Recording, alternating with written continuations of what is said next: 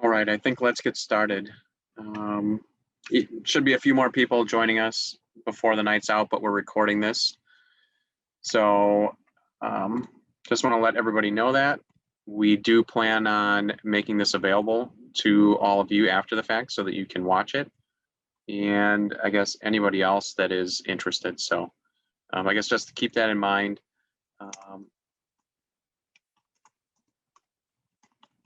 So just get introductions out of the way. My name is Mike Thill.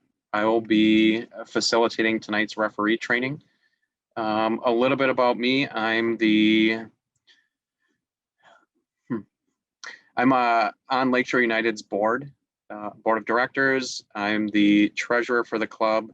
I spend most of my time in the community league that we are that this referee training is for, and do a number of things. I'm the primary contact person for Sheboygan, and also somebody that communicates with all the other community club presidents and representatives. So for this meeting, again, completion of this course will allow you to officiate community league games for the regular season and for the tournament. So the class is about 3 hours in length. The first half of the class, we're going to talk a little bit about being prepared as a referee, kind of the mindset that you should have. And the second half is really more of a rules focus. I'm just talking about the different rules and knowing and understanding the rules. So both of those things are very important to being successful as a referee. And so we talked about, completion of the class. If you want to be able to officiate select games, then there's a different training that's needed for that. We have information about that you can do that. Most of that training, I think all of that training is online as well, some of it by yourself and then some of it in an in-person class. That's something that you could let me know about.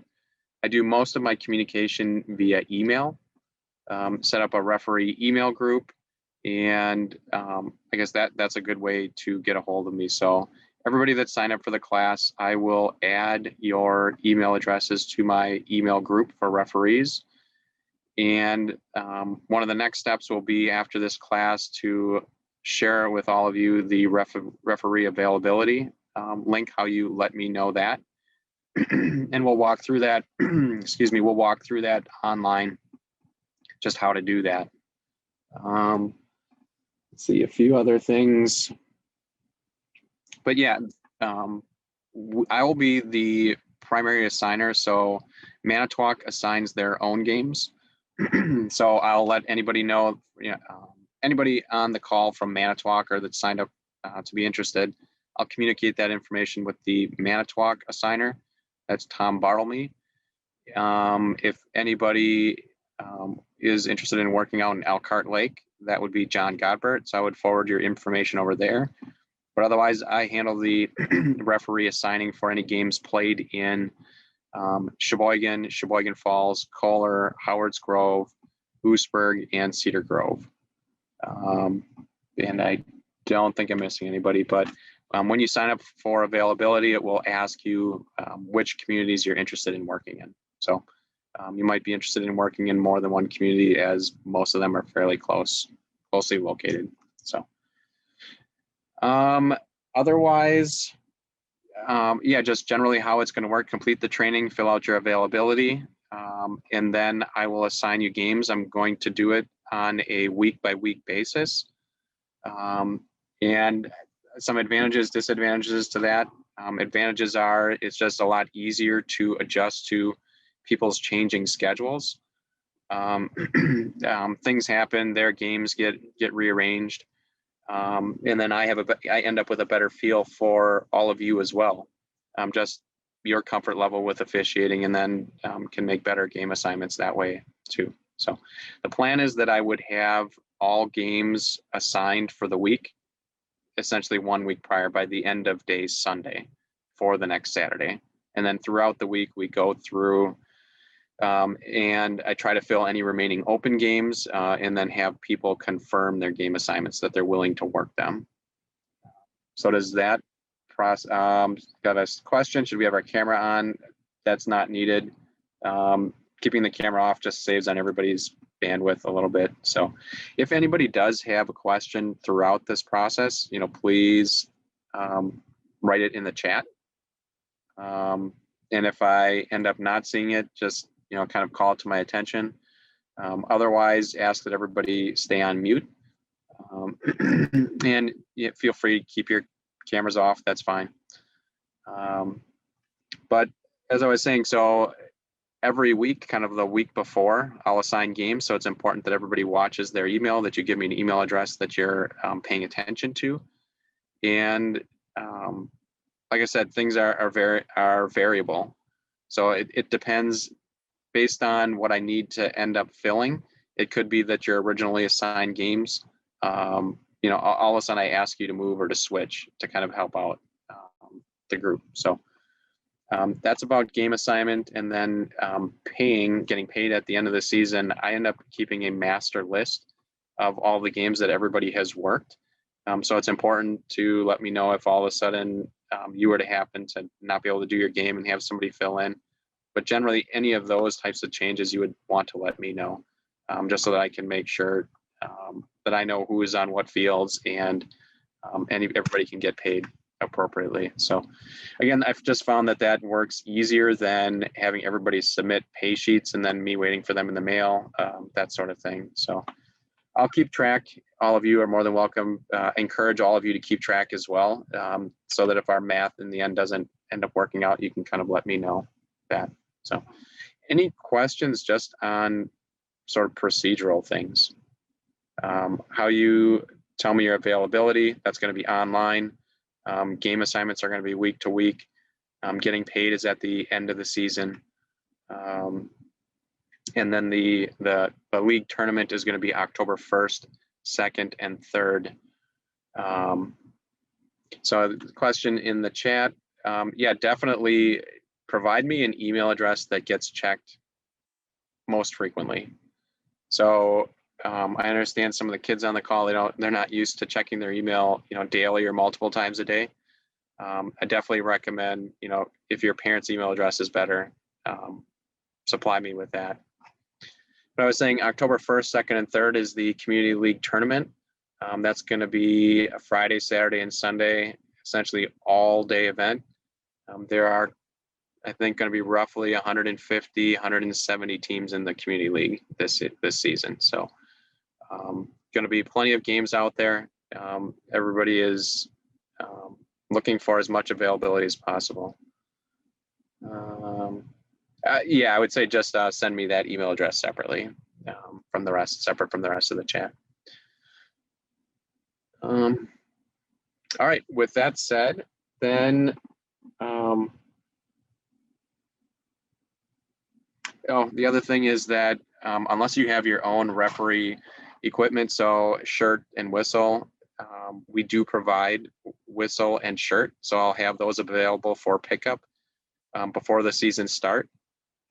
I just end up deducting $5 for whistle, $5 for shirt from your paycheck. So pretty straightforward there. Now, how about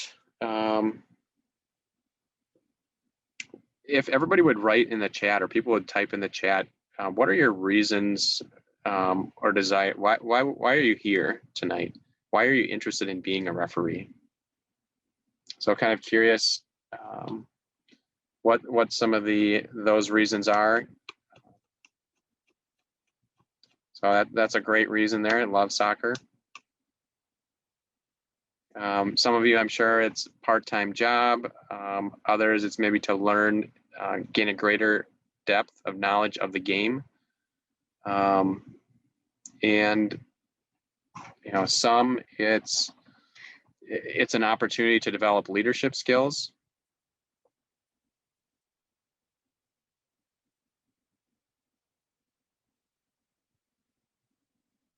Okay, some great examples in the chat. So again, some of the notes that I have down, it's a really nice part-time job. It's very flexible. Most of you are associated with soccer in some degree, either as players, past players, maybe some of you are coaches or past coaches. But all of those things, it's kind of nice to just stay around the game. More often than not, the weather, knock on wood, the weather is decent, and it's more enjoyable can be more enjoyable than other part-time jobs. So otherwise, it's a great opportunity to build some leadership skills. Out there, you're kind of in control of the game. You're learning how to manage the game and work with the coaches. So just a lot of leadership opportunity for you here.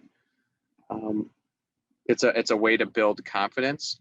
It kind of puts you in that position to be in control, and it's also going to test it, because if you referee for long enough, there will be coaches and spectators that don't agree with your calls, probably at least every single game, at least one of them, or something that you didn't call. So you're going to have to develop some thick skin, as much as we tell the coaches and parents, to be nice to the referees. That doesn't always happen. So let's prepare you all for that. Great part-time job. And like I said, increasing your knowledge of the game. Many people, many kids, 13, 14, 15, they have many years of playing experience already, maybe play at a very high level, but definitely the degree that you need to know the game to be a successful official is, you have to know it a lot better as a referee than you do as a player.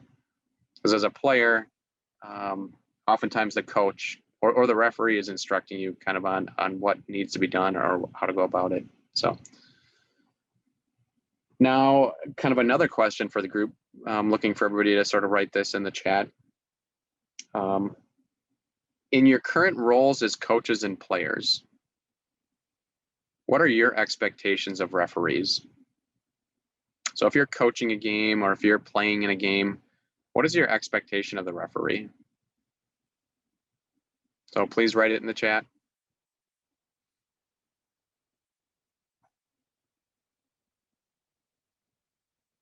Okay, so to be fair, to make the right calls, to be consistent, perspective, pay attention to the game, knowledge of the game, knowledge of the rules, maintain control of the game, help the kids learn and enjoy the game, keep it safe. So great answers. And everything that you said, those are things to keep in mind as you are officiating games. So you want to be fair to both teams. If you know happen to know one of the teams or a player on the team, that should not matter. You need to be fair. The way that you call fouls for one team, the requirements that you use, it should be the same for both teams. Being prepared, being early. So you want to make sure that you get to the game, 15 minutes before the game starts. As coaches and players, if your game is getting really close to start time, it's 5 minutes before and you don't see the referee there, you're kind of wondering, where are they? Are they going to even show up?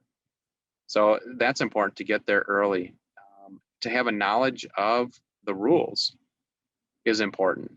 If oftentimes, if there are calls that you don't agree with, sometimes they're subjective, but other times you're wondering, well, that's not the right rule or the right call. So all of you need to, really almost treat this like your favorite class, to study the rules and make sure that you know them. Even those people that have been around the game for a long time, it's always good to just kind of give the rules a review, kind of a once over again. I need to do that personally because there are some edge cases where all of a sudden you forget and you think, how is that one supposed to be? Keep the call fouls to keep everybody safe out there. That's very important. It can be challenging to call fouls blow your whistle. You need to blow your whistle to do that. And sometimes people are a little, I don't know if afraid is the right word, but they're, it feels like it's a big deal to blow the whistle. So that's why practicing blowing the whistle is something good to do.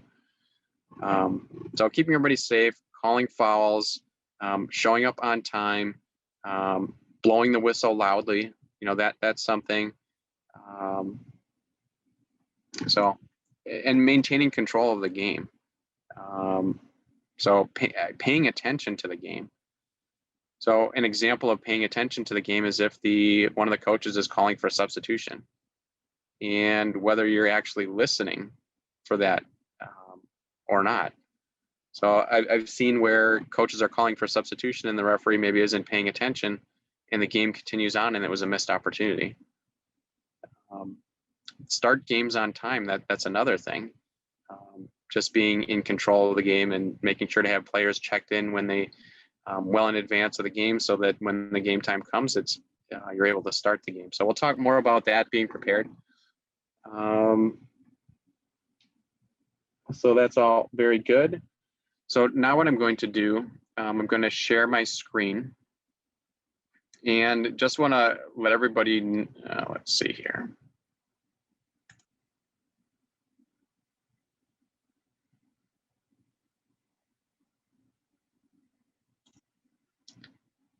Okay, here we go.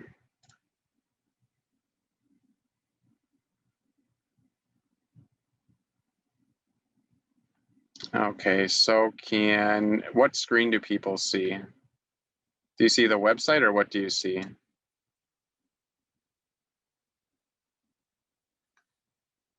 Okay, great, thank you.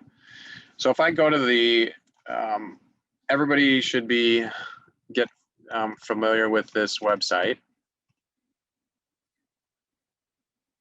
So if you come to Lakeshore United FC, and then you go to resources and referees, and then you see the resource center for referees.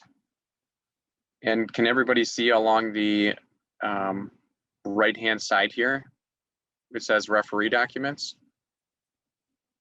Okay, great. So we'll go through a few of these documents. This is a place where we have information for you. We have the rules and some other things like that. So first, this referee checklist. We click on that. So can people see the document that loaded then, this referee checklist?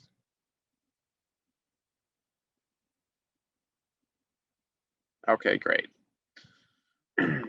So this is again, just a checklist of, and I mentioned at the beginning that the first half of this course is really just about being prepared, just having the right mindset. What are the things that you need to keep in mind? And in some respects, this almost becomes initially maybe one of the more challenging things, especially for new referees. So what to bring? You need to make sure to bring a whistle. You want to bring a watch for keeping time. Red and yellow cards if you're officiating grades 5 through 8. We don't use red or yellow cards for grades 1 through 4. This says pay sheet, but really it's maybe just something to keep track of the games that you're working. Pen or pencil, something to record information about the game. So the score of the game, maybe whose kickoff it is in the first half, or whose kickoff it is in the first quarter, so that you know you can remember whose it's going to be in the next quarter. Your referee shirt, so something that everybody can see that makes it well known that you're the referee. A coin, something for the coin toss. And we'll talk about that a little bit later. Perhaps you want to bring a copy of the rules if you want to do any kind of a double check at right before the game or at halftime, you want to look something up. A site map, know your field assignments. So that's something that is becoming even more important as people say that they're maybe willing to work games outside of their host community. So you need to be familiar if you're going to work games in Oostburg and maybe you only work games in Oostburg, but then you maybe have a pretty good idea of where the games are. But if you're also wanting to work games, let's say in Cedar Grove, and you're normally from Oostburg, well, then you need to know where you go to find the field locations for Cedar Grove. Or just even if you're in Sheboygan, there's multiple locations. So you need to know where the field is located. And then once you get to the field location, just which field is yours. Because most places have more than one field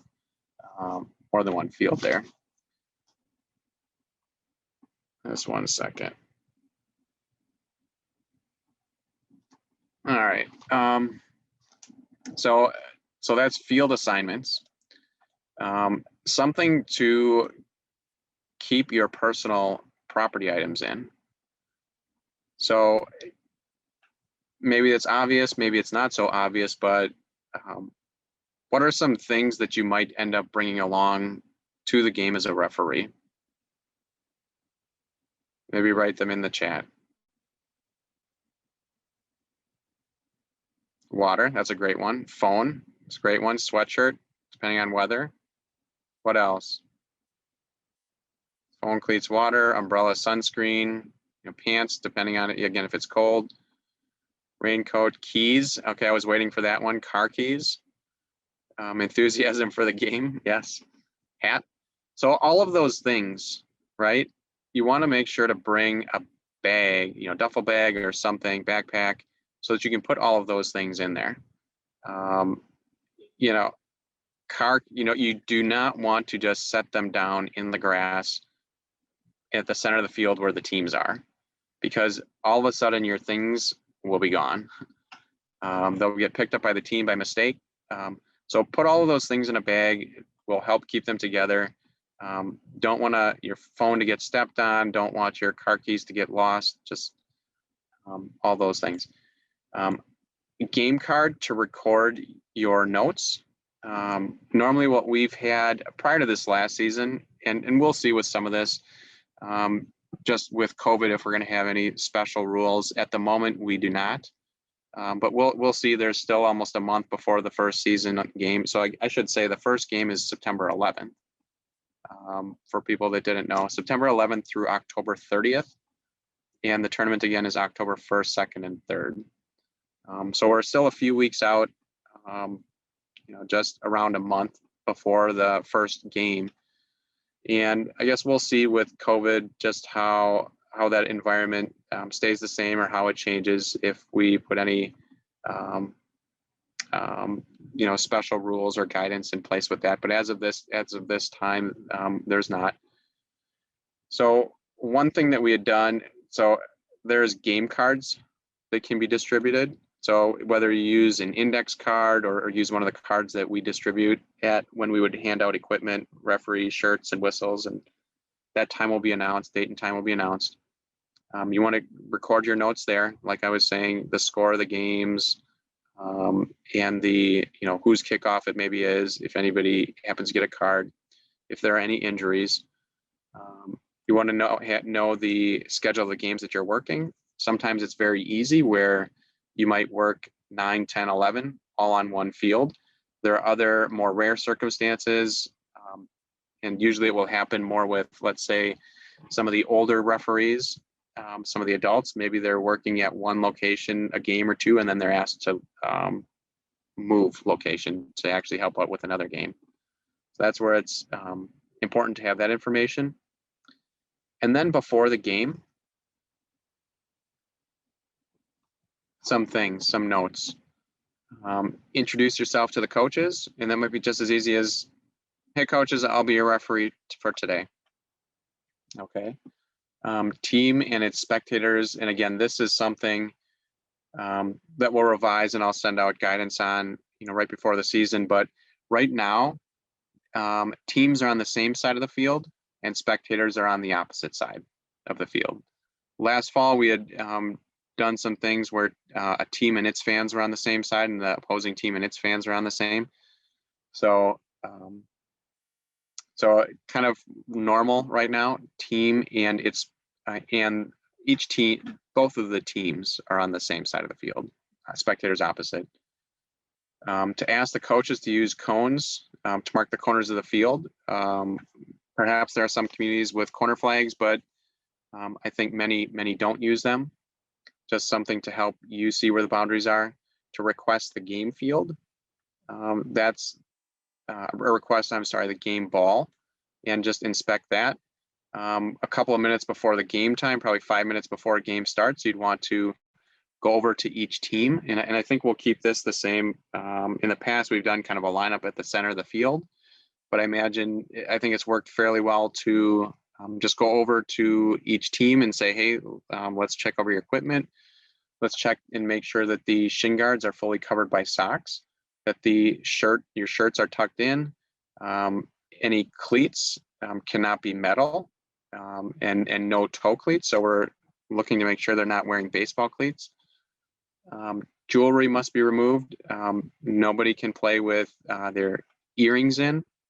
They need to be removed. Casts are allowed if padded, so they do not pose a safety hazard. No baseball hats. The goalkeeper can wear one if the sun's in their eyes. Goalkeeper must wear a different color shirt or penny. That's something that's really important, and I can't every single season. I may be checking out a game and I'll find that, oh, the goalkeeper doesn't have a different shirt on, so it's hard to tell who they are.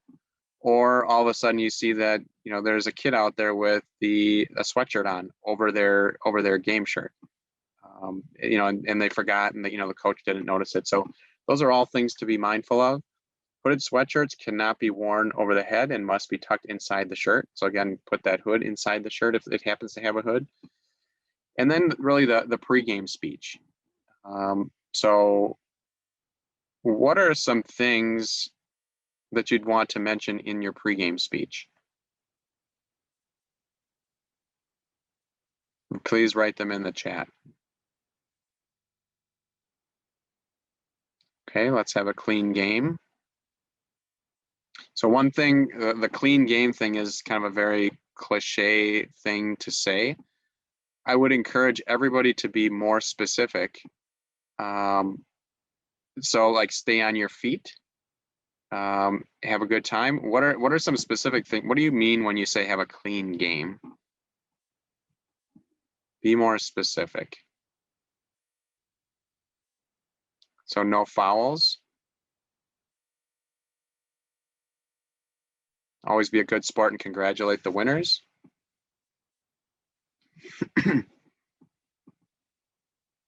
So we'll get to the headers and slide tackling later. Right, so mention something about the rules. So I had said clean game, that's kind of a very cliche phrase. I heard it, that's kind of what I heard when I was growing up as a kid and I was playing. And I'm sure that I've said that as a referee as well, but something really specific, and I'll adjust my screen so we can maybe see. I'll say if you fall down, get up right away. Don't lay on the ground. I'll say if you fall down, don't kick at the ball while you're laying on the ground. I'll say keep your hands down. You can't touch the ball with your hands. I'll take note of if the field is slippery. Maybe there's a lot, maybe it just rained or the field is wet or there's a lot of dew on the grass. I'll just tell everybody, hey, the field is wet out here. Be careful. I'll say when you're running, nobody runs, with their arms out like that. Keep your arms in, so no pushing. So just kind of some specific things about, that you're looking for. So the pushing is a good thing to address up front. If kids fall down, tell them to get up right away. So those are some examples. And if we look here, it says do not push, get up if you fall down, no slide tackles except grades 7 and 8. You might instruct on throw-ins for some of the kids to keep both feet down. And you might talk, maybe you've mentioned offsides, probably not, but and substitutions. So I encourage everybody to be specific and think about your pregame speech before the first game. So kind of have down maybe 3 or 4 things that you want to make mention of. Okay. This says start games on time.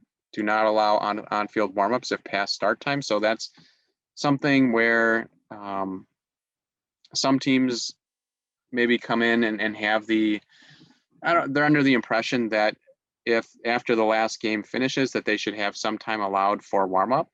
That's not the case. We just need to make sure that the games stay on time. Again, if a game happens to go past and then we allow a team to warm up on the field without getting the game started, well then, the next game is even further behind. Teams have the opportunity in most cases to warm up on the side of the field or somewhere nearby while the other game is ongoing. So just keep games on time. And then we talk about maybe asking, we'll see what we do with coin toss if we're going to get together, but you could say, hey, just like a captain from each team, and you can get them together, have them be socially distanced, spread out enough, and flip a coin and say, call it in the air. If it, visiting team, call it in the air. Oh, it's heads. Okay, great. What would you like to do? And the options are, we'll get into what the options are when we cover the rules. So that's something.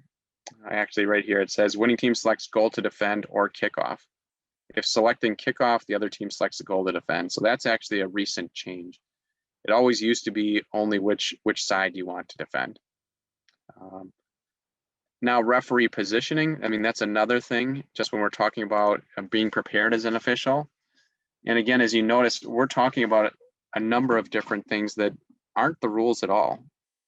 It really is just about kind of the mindset and being prepared out there. So referee positioning, I'll maybe, for grades 1 through 4, we only use one official. It's a very different format. Last year was the first year we tried the format.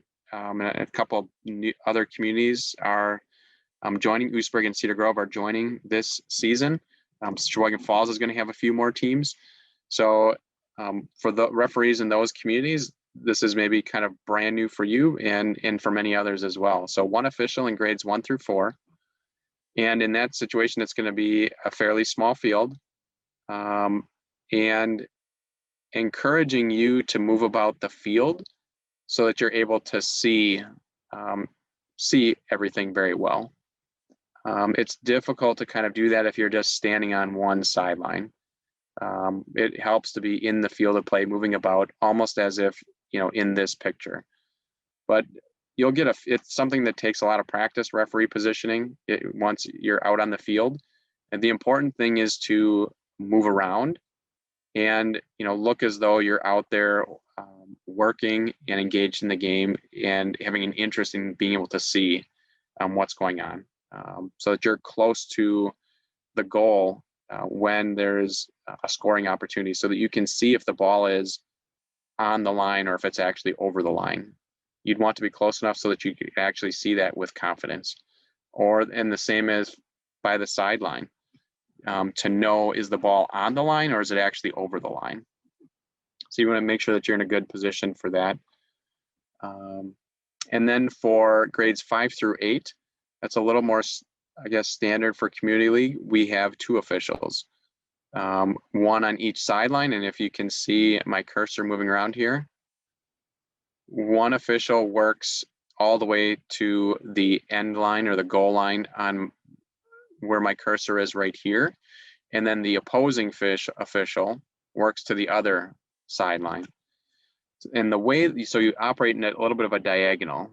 To the letter of the law, it would be that you would go as far as the center line because for offside purposes. But I encourage people to go a little bit past the center line. Maybe even in between the penalty area and the center line. But the point is, I guess, move about the field so that you can see well and so that you can make the appropriate calls. The center line is somewhat the suggestion because that's where oftentimes where the second to last defender is.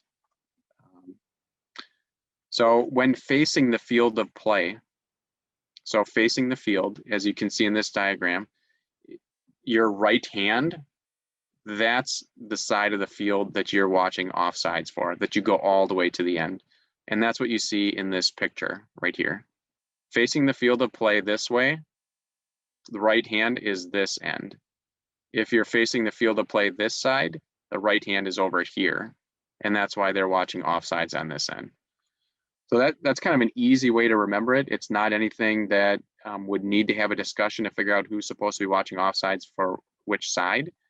But it is a discussion that you should have with your referee partner if you are working those games, just so that you're not confused about which side you're watching offsides for. It's very evident that people don't remember this, or if they haven't talked to their referee partner, if you see both officials directly across from each other. That means they didn't have the conversation, and it means, you know, they're not quite sure which side they have, or they're not trusting the other official, that they know where they're supposed to be. So that's an important one. Halftime, it's a 5-minute break for that. And then at the conclusion of the game, this is still left over. I imagine we won't be shaking hands with players. Just with COVID, it'll be, you know, just kind of telling, you know, as a team and the coach, good game to the other team. And as referees, I encourage all of you to say that same thing. Hey, good game, both teams. You know, both teams. That was a really good game. You know, nice game, everybody. Nice game, blue team. Nice game, red team. You know, something along those. So to kind of help help the players and the coaches, you know, say those same things. So if there are any problems in the game where, you know, coach was yelling at you, or fans were yelling at you, or your referee partner did not show up, or a team did not show up, if there were any cards that you handed out, if there were any serious injuries that happened in the game, if there was a concussion, anything like that, that's something that you want to make sure and let me know about. Just as we try to keep tabs on the games out there, just how they're going, and to have an understanding if there are any injuries or things like that, or just problems. You know, again, the coaches aren't supposed to be yelling at you. If I get that feedback, then it turns into a conversation. I'll reach out to that community representative, and we'll have a discuss. You know, just kind of talk about it. Probably reach out to the coach as well. You know, kind of ask them what was going on and remind them that, you know, that's not acceptable. So all of you, I guess, from that standpoint, what you can do to, you know, have that not happen to you is to have a really good understanding of the rules, to, you know, to study them and to work hard out there.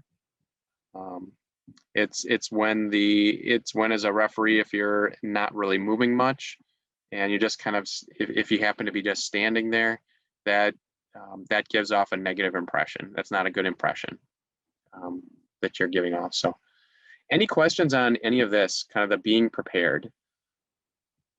And then up here, it's under the helpful hints. It says, know the rules, work enthusiastically, blow your whistle for everyone to hear, announce your call.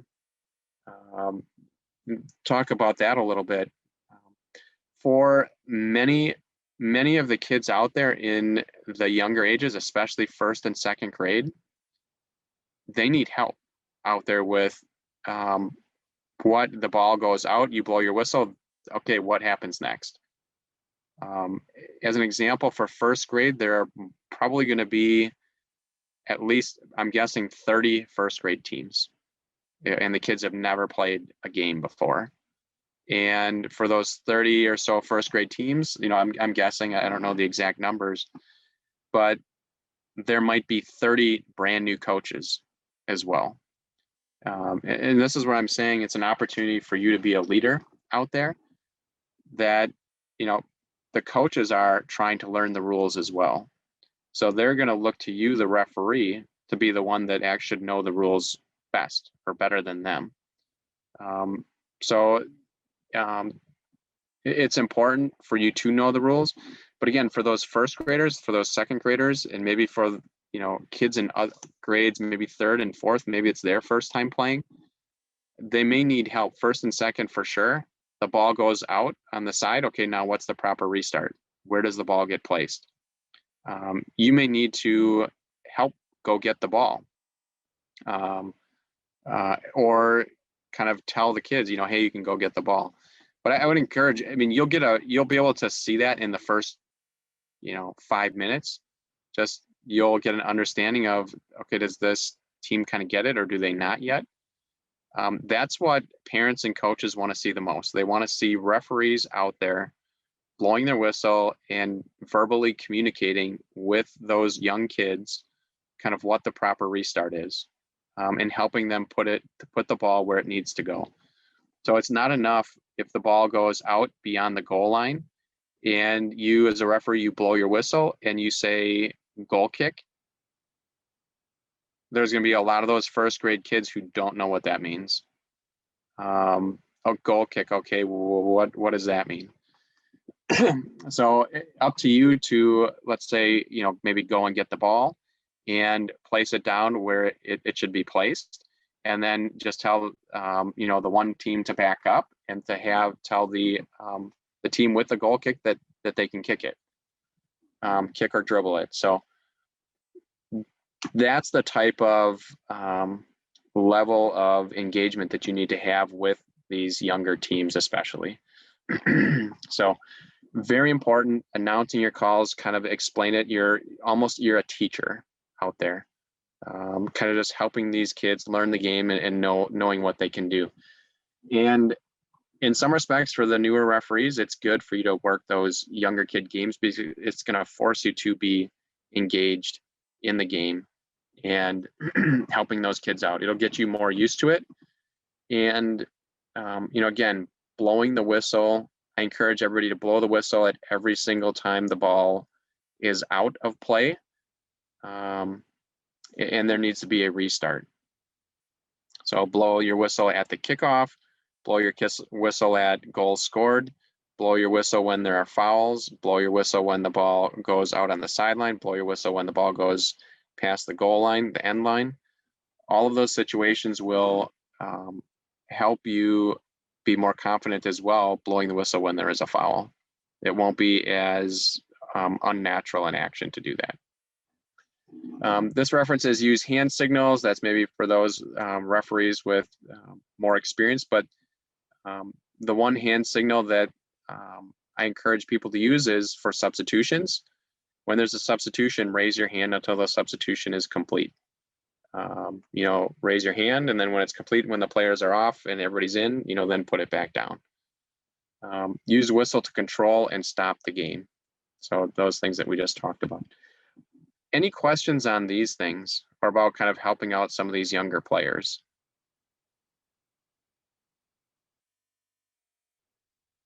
So again, feel free to write any questions in the chat, but that's very important. This information can be printed from the website, and all of you, this is just out there on the website for everybody to view. So here's one for younger grades, like first and second graders. Do we call stuff like offsides? Okay, so that's getting into the rules, and we'll get to that in a minute here. The answer though is no. There are offsides is not called for grades 1 through 4. So uniform question, we'll get to those as well as part of the rules. Pockets are allowed, but players are encouraged not to have them. So here's one. If there is a parent coach yelling at us, should we ignore it or acknowledge it? No, this is a good time for that question. I'd mentioned that there is probably going to be one moment, at least one moment in every single game where somebody doesn't agree with the call that you made or that you didn't make. Like every single game. I don't know if, and that's to varying degrees. myself, when I officiate games, there will be times, it's pretty rare where I would say that was a perfect game. There are going to be some calls that I feel like I missed or I should have called. And then there may going to be a couple of others the opposite way. But when that happens, there's going to be a parent or a coach, maybe not yelling. They might just say something like, "Hey, that was our throw-in, wasn't it?" Just something simple like that. Or it's going to be something along the lines of, "Hey, watch the pushing out there. They're pushing us the whole game and you're not calling it." Those are the types of comments that you will end up hearing if you referee long enough, or if the game is starting to get rough. And so the question is, what do you do in that situation?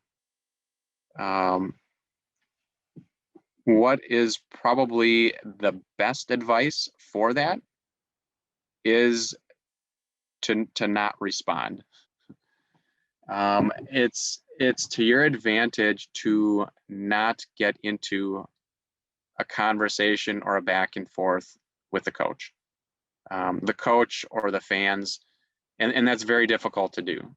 But that is my recommendation for all of you. It's the response is not, hey, I'll watch it a little bit closer, or not, necessarily like, I don't think that was a foul.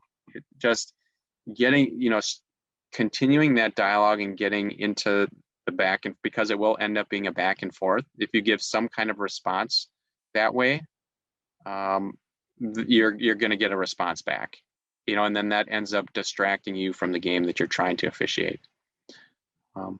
Just know that, myself as a coach, if I were to make a comment, it would be kind of a comment, it would be just, hey, watch the pushing. And I would not be expecting any kind of, as a coach, I would not be expecting a response back. So I think that's important, and that's maybe a different perspective depending on the coaches that are out there. Some may be looking for a response back. I think many are not looking for a response back, and you're better off really not responding, but just hearing it and, thinking about, hey, maybe there is something that I need to watch closer. So hopefully that makes sense. So that is what I would say. For those instances where I know that referees have responded back, it's probably 50-50. The referee is maybe irritated, or they have enough experience where they're trying to communicate back or say that no, and it generally just doesn't end very well. So I guess hear it, but don't respond to it. Okay, great. So that is this document. Let's see, we're at 651 referee checklist. So I'm just going to run through a few more things that just notes that I have jotted down. Arrive to the game 15 minutes early. We talked about that already. Know the weather and dress appropriately. So those were some comments that people put in the chat about what to bring to games. So you want to know if it's going to be cold out. You're going to want to know if it's going to be hot out, or if it's going to be windy or whatever, and bring enough extra clothes so that you're prepared for any kind of weather. You want to bring something to eat, perhaps something to drink. It's definitely something to drink. Sunscreen maybe. Positioning on the field. We've talked about that, and just how referees, if it's a two-person system, that there should be a diagonal between them two. They should be offset depending on which side of the field they're watching. I guess it would always be like this. Talked about helping out the younger kids and them needing instruction. Blowing the whistle, that's so important, and it's such an easy or such a difficult thing to do.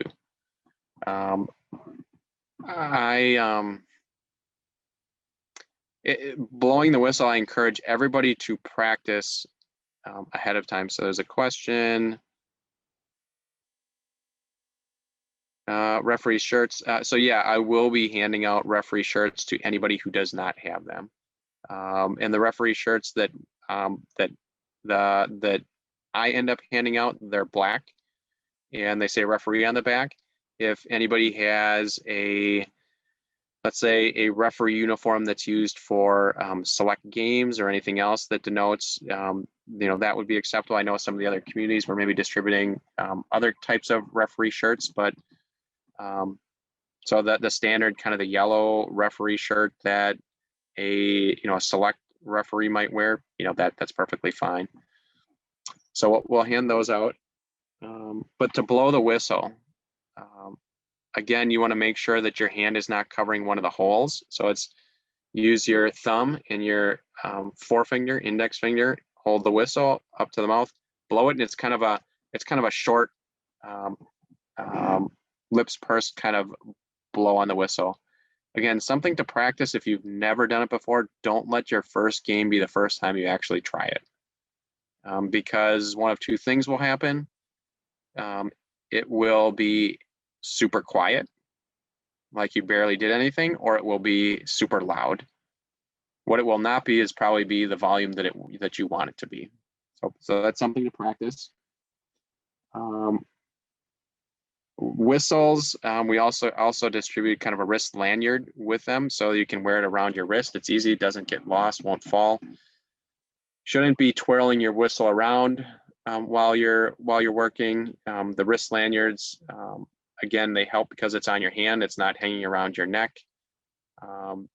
I've seen referees do that and they're running down the field and it's bouncing all over the place and they're trying to grab it. So pay attention to the game. We talked about that. If it's a situation where it's going to be a goal kick and you're running back up the field, don't have your back turned to the field of play. Always be facing the field of play. First impressions are important. So we talked about maybe introducing yourself to the coaches, just your pregame speech, what you all say there. Right away, a coach is going to have a feel for, are you going to have control of the game? Are you not?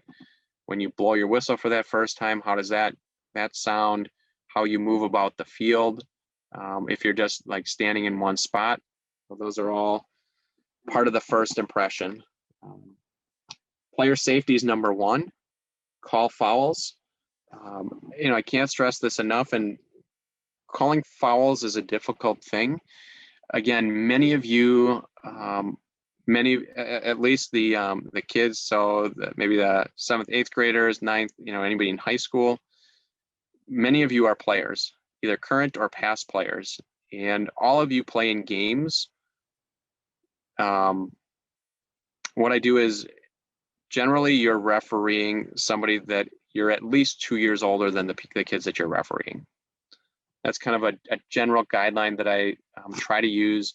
An exception might be as if we're short on referees, and in that case, I'd probably have you paired with an adult, where I would say that, okay, you know what, this can work, we'll get by. It's somebody else to help watch the sideline. But so generally, you're older than the kids that you're refereeing. I'll say almost always. But what comes along with that is all of you, as the older you get, generally speaking, the more physical those games end up being. So you're maybe as a player used to a certain level of physical play, but that's not necessarily what you should be allowing in the games that you're officiating. So I guess hopefully that makes sense to everybody. So the level of play, the level of aggressiveness, physicality, in let's say a college game or a high school game is not what you let go on or what you allow in a 2nd grade game or a 3rd grade game or even a 7th and 8th grade game. A college game is going to be a lot rougher than that should be. It should be more rougher than a 7th and 8th grade game. So all of you have to keep that in mind and just kind of look at the players and look at what they're doing. Again, kind of running with the hands outstretched. If people are getting pushed over or knocked to the ground, or even it doesn't even have to be knocked to the ground to be a foul. And what I say is, if you make it through an entire game and you didn't call a single foul, you missed some. Because there's almost no such thing as an entire game where there were 0 fouls, right? Maybe in extremely rare circumstances could that be the case, but the reality is you should be of the impression that, you know what, you're going to need to call fouls in this game because they are going to exist. And it might be as simple as, and I'm talking beyond improper throw-ins, beyond offsides, beyond handballs. There's going to be something of a pushing, a tripping, a dangerous play that happens. And you just need to be ready for it. You just need to be watching. So keeping players safe, and then on your partner's side or not, in a 2-person system, that's something where, you know, whoever can see it, generally the referee that's closer is going to end up being responsible for making the call. And there are some situations where maybe you have decent visibility as well, but you almost have to trust, you know, that that's in their area. If you were on opposite ends of the field, you would not be making a call where your referee partner is kind of right there close to the action. So bad weather. So the league calls off games due to weather. So if it's raining, it's as a referee, you're always waiting to receive, you know, some communication, most likely from me, that the game would be canceled. So the way that it works is every community representative, club president, is responsible for checking their fields and making sure that they are in a condition that they were able to play in. So if there's been a lot of rain and is it going to be too soggy or not, that would be something that would get communicated to the referees, you know, by me in any of the games that I'm assigning. Otherwise, it's the group so if in Manitowoc has a referee assigner, you would expect to hear from him, I imagine. So let's see, kind of a question back to the fouls. Will there be a designated ref for making the calls so that 2 refs are not calling the same thing? Very good question. In the select referee system, there's only one of the officials is allowed to have a whistle.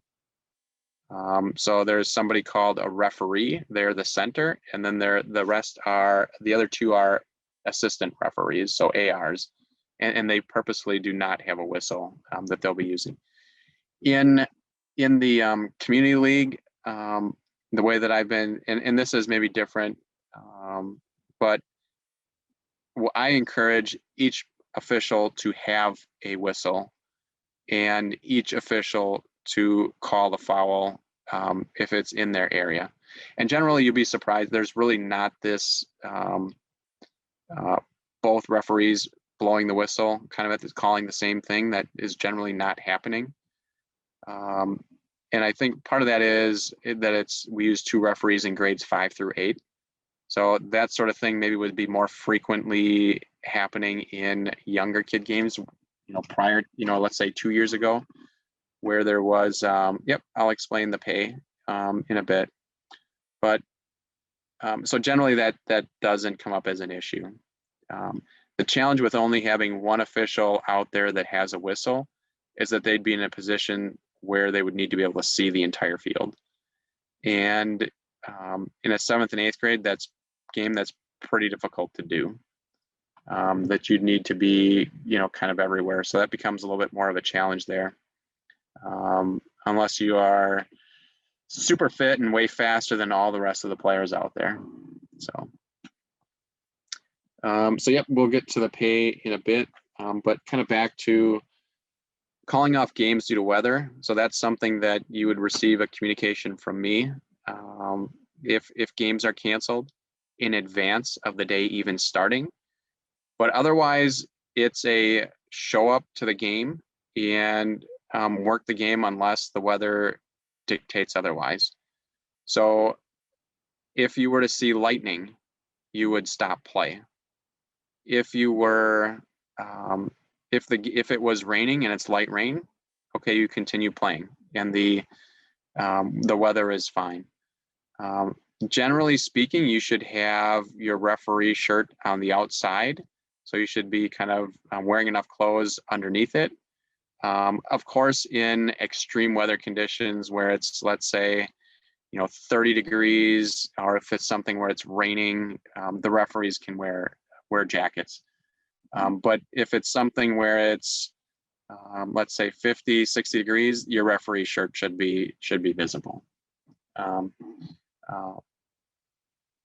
So again, the weather, if you're out there, lightning, we need to stop the game. And again, all of you as referees, I encourage you to work with the coaches on these things. It's important, as a 13-year-old kid, it's difficult maybe for you to say, hey, you know what, this rain is too heavy, we should stop play. It would be more that there's a conversation with the coaches to say, or to talk about, hey, do your teams want to continue? The coach may approach you and say, hey, my team doesn't want to play anymore. Like the rain is too heavy, or it's like, let's say too cold or something, if it's 30, 40 mile an hour winds. So that would be something. It wouldn't be you as the referee saying, nope, you have to play. So some common sense comes into play here, where it's kind of a joint decision discussion between you and the coaches. And oftentimes I think the coaches, being adults, will initiate that discussion or dialogue. But yeah, the coaches would maybe help out if they felt the field was unsafe for play, something of that. But otherwise, I mean, generally, unless you hear from me or hear from your particular referee assigner, you would go to your games, even if you thought that the weather was, maybe going to rain, or if it was light rain or something like that. So a question from Corey: does the age dictate any difference in how you handle the call? To some degree, I think. I think maybe a little bit. And again, this kind of comes from experience, like working games. Oh, for the weather. Yeah, I think so. And I think that's where the coaches, where the coaches are going to come into play. It may be they're going to see their first grade kids, maybe shivering in the rain or whatever it happens to be. But they're going to, for the 7th and 8th graders, they're going to say, you know what? There's no reason not to be playing. So yeah, that I think age of the kids definitely can come into play. The older kids are going to be more likely to play through, some rain, as long as the field conditions are okay. And the younger kids, not. They're going to say, hey, you know what? This isn't fun for anybody. Let's just go. So if the game were held off because of lightning bad weather, is there an amount of time that yep. So it's 20-minute delay is what it ends up being. I believe that is standard. So, and again, that's something where you'd end up working with the coaches. And, probably it wouldn't, I guess, be immediately canceled. So depending, and again, a lot of this depends in kind of working with the coaches. And there might be some guidance in advance of that type of a weekend. But if the game is, maybe halfway through and then there's lightning, well, then you might say, hey, you know what, we're calling it, the game is going to be over. If it's at the very start of the game, well, then it might be different to say that, hey, we're going to wait 20 minutes and then see if it's better, and then we're going to get started. If the game is 20 minutes into the game already, then we say, hey, you know what, we've got enough of the game in. And then the risk, is it the first game of the day, or is it the middle game of the day, or is it the last game of the day? If it's, if it's not one of the last games of the day, then it becomes difficult, because, okay, then every other game is going to get pushed back that many games. So, or that much time.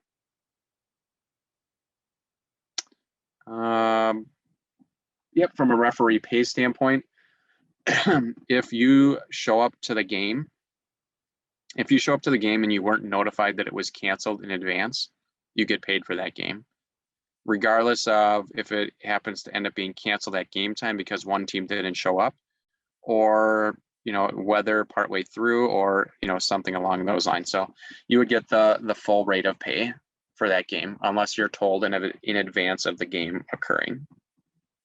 So,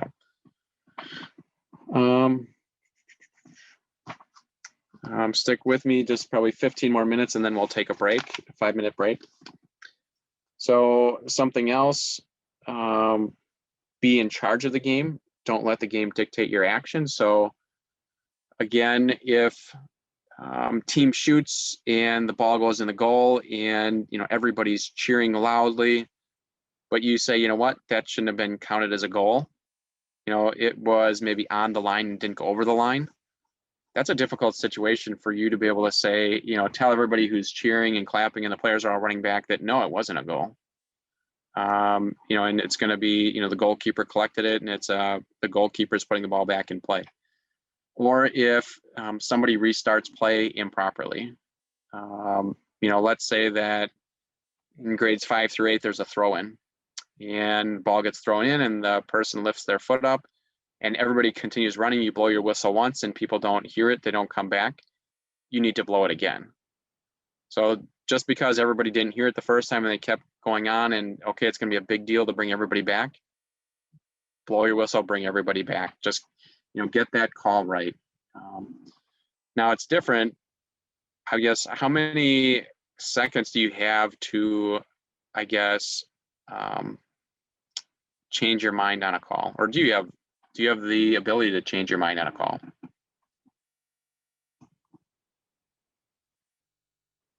So who says please respond. Do you have the ability to change your mind on a call?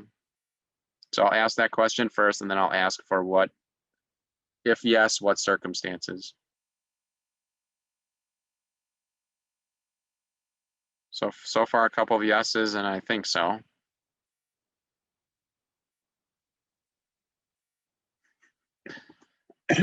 So the answer is yes.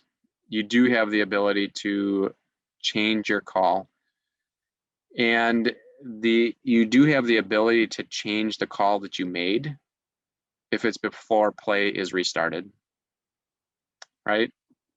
Or if it's something a little bit more dramatic. So the easiest example is you say that it's red team's throw-in and it's really green team's throw-in, right?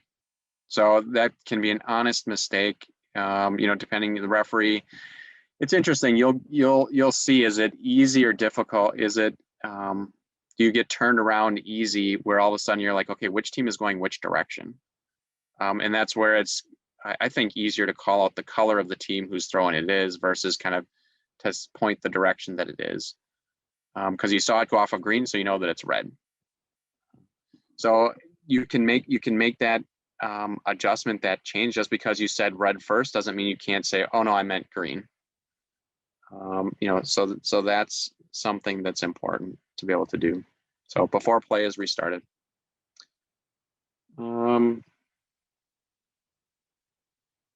Maintaining time for the games. So again, time is, for soccer, it's a running clock. So you don't stop the clock every time the ball goes out and then restart it when it comes back in. It's just a running clock. You don't stop it. Unless there would be a lengthy injury or some reason for a lengthy delay. You could allow a little bit more time, but that's almost never happens. It would be as if somebody's injured on the ground for like 2 minutes. So the game was 2 minutes short. So you'd be able to add 2 minutes of time, let's say. So that's something, and it's important to be able to make sure that you do have the right time, that you didn't lose track of it. I encourage everybody to have a wristwatch rather than carry their phone around out there. It's somewhat unnatural to run with a phone in your hand. It's just not the best. If it's on your wrist, that's just a lot easier. But if it's 10-minute quarters, know that it's 10-minute quarters. You as the referee, you're the one that's supposed to know how long the quarters or the halves are. And when it comes time, time's up, okay, you need to blow your whistle and say it's end of quarter or end of half. Don't be expecting the coach to say, hey, shouldn't the quarter be over now? So that's important. For quarters, well, maybe one other thing we talked about, just being mindful of when it's an opportunity for coaches to substitute, and I guess be listening for that. So that's something you have to know when teams are allowed to substitute, and kind of be maybe looking over at the sidelines to see if there's players waiting at the center line, or listening for the coach to kind of say that. Talked about ignoring fan comments. It's important goalkeepers wear a different colored jersey than both teams. So if it's green versus blue, they need to have a third color. You can't wear green or blue.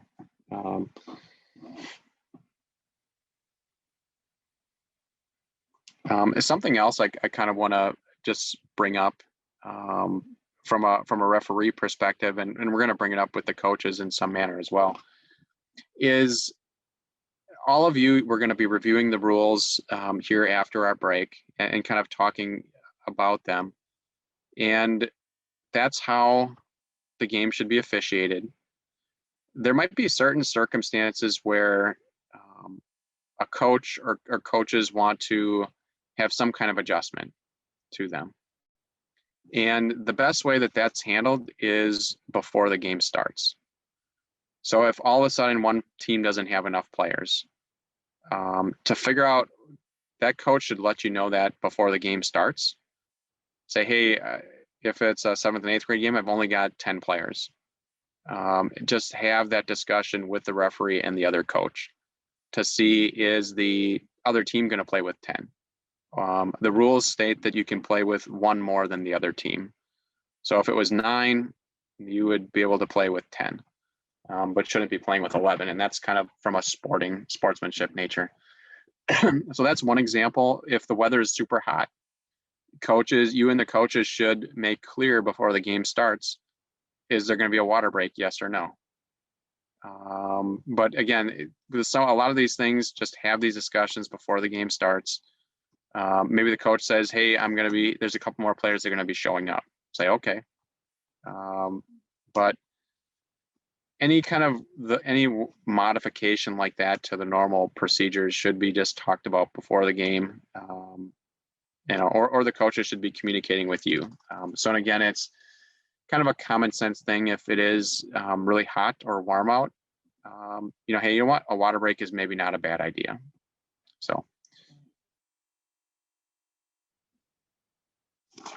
let's see.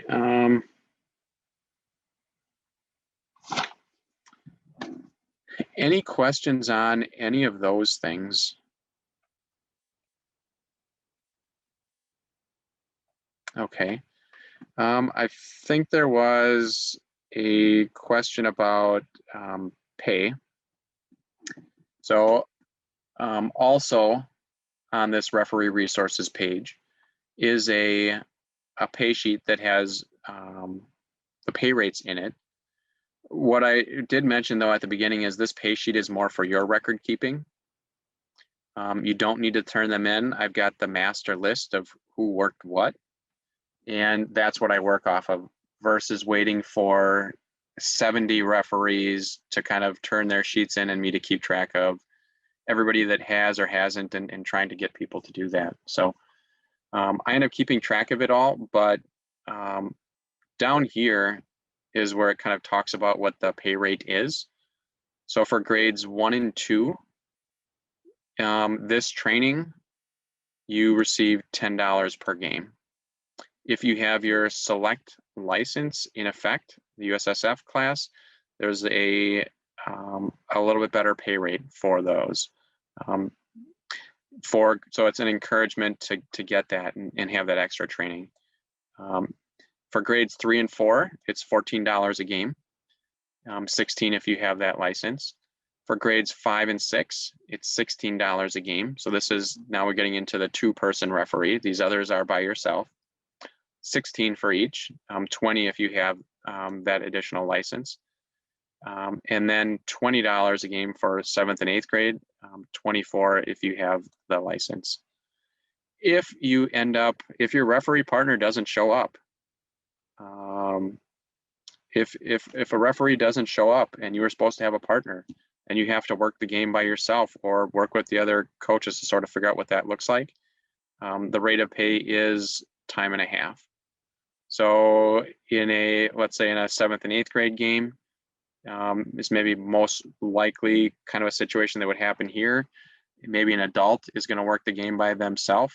Generally, it's not going to be a kid doing it unless it's, let's say, junior or senior and they've got a couple years of experience. Then the rate of pay, if it was 20, it would be, you would get $30 instead for something like that.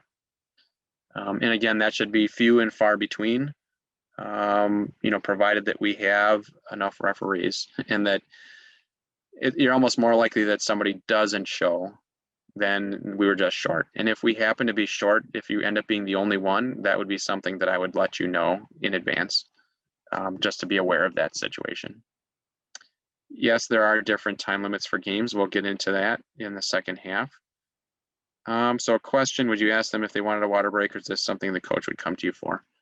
I encourage proactive communication. So I would, again, this is, hot. If it's in the 70s, I would say, no, there's no need for a water break. If it's something where, we had a couple days in the spring where all of a sudden it's 90 degrees, that's different, where it's hard to run out there and, kind of see people, again, you want to provide for a safe environment. If it's 80 degrees, that's probably not enough to merit that there'd be water break. But if it's, let's say 90 degrees, or if it's super humid, you'll kind of know. But it's something, yeah, I would bring it up with the coaches. Hey, would you like a water break during the game? I'm sure that they would say yes. But I guess be open to that too when the coaches are asking to know that. But it should be something that gets talked about ahead of time just to avoid any confusion. So.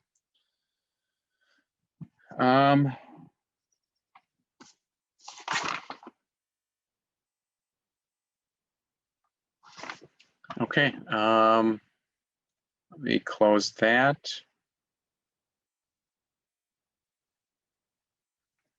Maybe one other, let's see. I'll maybe bring this up in the second half. So, all right, everybody, let's take a 5-minute break. Okay. So would like everybody back. My clock says 7:21. Let's come back at 7:26. And then we'll start to focus in on the rules, reviewing the rules, and then we'll kind of mention again kind of everything, sort of rules of engagement for the season. So, all right, break time. All right, I guess let's get started again. So a question in the chat, are referees supposed to wear cleats or just tennis shoes? Really up to you. Kind of whatever you feel comfortable in. Tennis shoes are just fine. Just know that if the ground is wet, or that it's a morning game and it's a lot of dew out on the grass, that you just watch your footing. So I've always tended to wear tennis shoes personally. A lot of people like to wear, some kind of turf shoes or cleats, but kind of whatever, it's fine.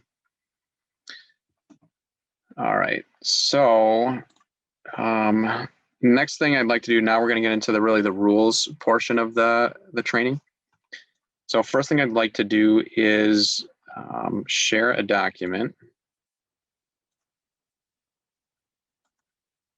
And the document that I'm sharing is this is more for kind of the standard grades 5 through 8. There aren't all of these markings on the smaller fields, but would like to kind of go through this diagram with each of you and see, or I guess all of you, and see if people know what the markings on the field are called or what they represent. So very first one So can everybody see the diagram of the field up on there on the screen? Okay, good. So first off, what are the lines called that are running horizontal on the screen on the edges of the field? What are those called if you just want to write in the chat? So I'll move my cursor. So this line and this line. Yeah, so those are the sidelines. Sideline or touch line is what they're called. This line that runs vertically on the screen, what are those lines represent? So not the sideline, but those are the goal line. Goal line is the right answer. So this is where the goal would be. This represents the actual goal on the field. This is outside the field of play. Okay. Now, what is this line in the middle of the field? What is it called?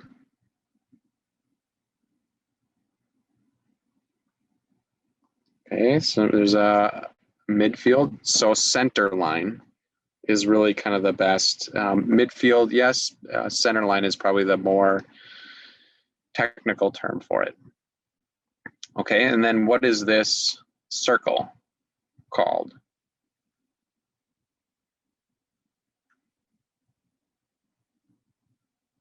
Okay. So the very first referee class I ever took said that there are no boxes in soccer, only areas. So center circle is the correct answer. And I guess why we're going through this is it's helpful to be able to use this type of terminology out there with everybody. Okay, great. So then this large rectangular area, what does this represent?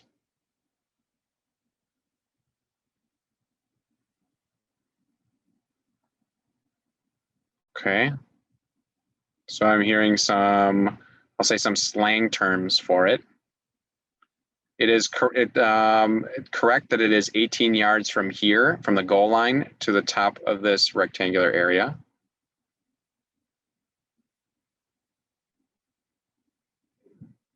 This is called the penalty area.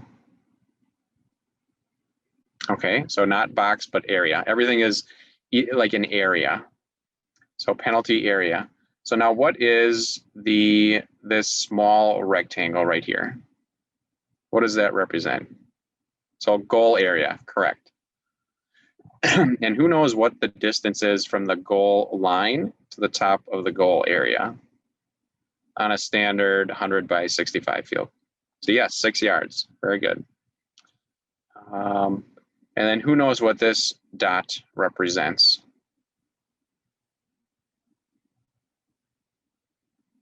Yep, so it's the penalty mark. That's where a penalty kick would be taken from. And who knows the distance?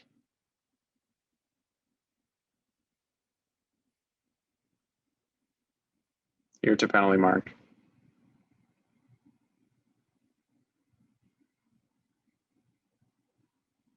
So a couple of different answers.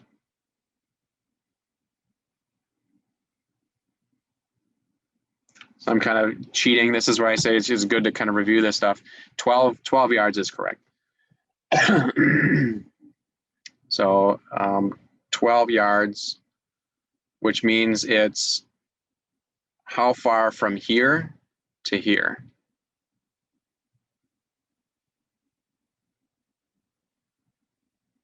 Correct, 6.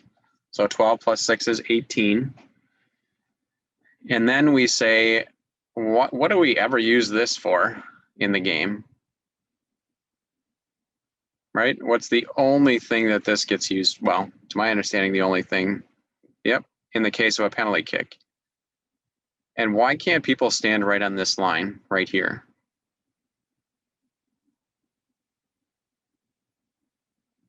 So who knows the answer to that? Yeah, why can't they stand behind the shooter right on this top of the penalty area line?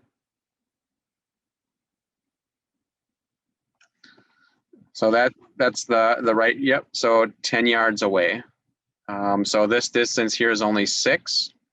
So they need some extra space, another 4, to be able to stand back so that you're at least 10 yards away from the ball in every direction. The other thing, I guess, while we're on this, you know, a little bit of technical. Otherwise, players are free to stand anywhere, well, are able to stand around the rectangle, the penalty area. But let me ask, can they stand in front of the ball? Oops. So can they stand close? Can they stand over here? Okay, so a lot of people saying no. No is the correct answer. So everybody needs to be behind the ball. Okay, very good. Yeah, and then this is the corner arc. And then who knows what this distance is here at the center circle, from the center line to the edge of the circle.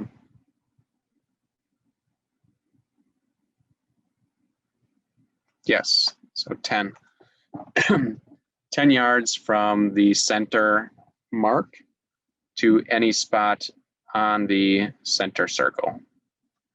So 10 yards, and that 10 yards is pretty consistent. Just how far do you have to be away from the ball on a free kick? How often are lines painted, right? We're talking about the lines, and the lines are only really helpful if you can see them. I believe they are going to be painted, and again, the same group, Lakeshore, is painting lines in many communities, but in some communities, they're painting their own lines. So, but I think our goal, what I have been told, is kind of every 2 weeks. So they should be fresh. You should be able to see them. You know, sometimes things happen and they're maybe not as visible. So depending if there's a lot of rain, or if, you know, let's say the grass wasn't cut and we need to line them, and then they were, you know, ideally you cut the grass first and then you paint the lines. But sometimes those things don't get, you know, aren't coordinated. You know, if there's different groups cutting the grass on their schedule, and then, you know, we need to paint the lines because we need lines. So, but again, okay, very good. So just wanted to share that screen up there, share that document. So I'm going to stop sharing that document, and see, now I'm going to bring up another one.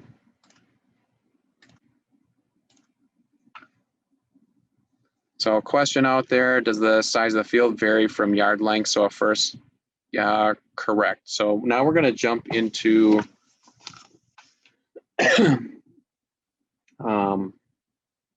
grades 1 through 4 rule exceptions. Okay, because we're going to start there. We're going to review the full rules for grades 5 through 8, and then we're going to come back to grades 1 through 4. Just because grades 1 through 4 is different than what any of you have played if you're growing up playing the game. Okay. So I'm going to bring these up. I'm going to share my screen.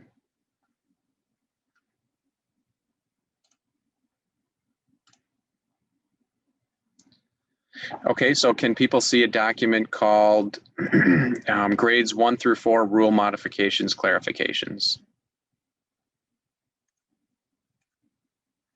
And I'm trying to find my chat back. Okay, great. So again, anybody working grades 1 through 4, this is the document that you want to memorize. And I guess same for coaches. So one referee is used. Okay. The goalkeeper must wear a different color shirt, penny, than both teams. So by that, there is a goalkeeper, and no punting is allowed. Okay.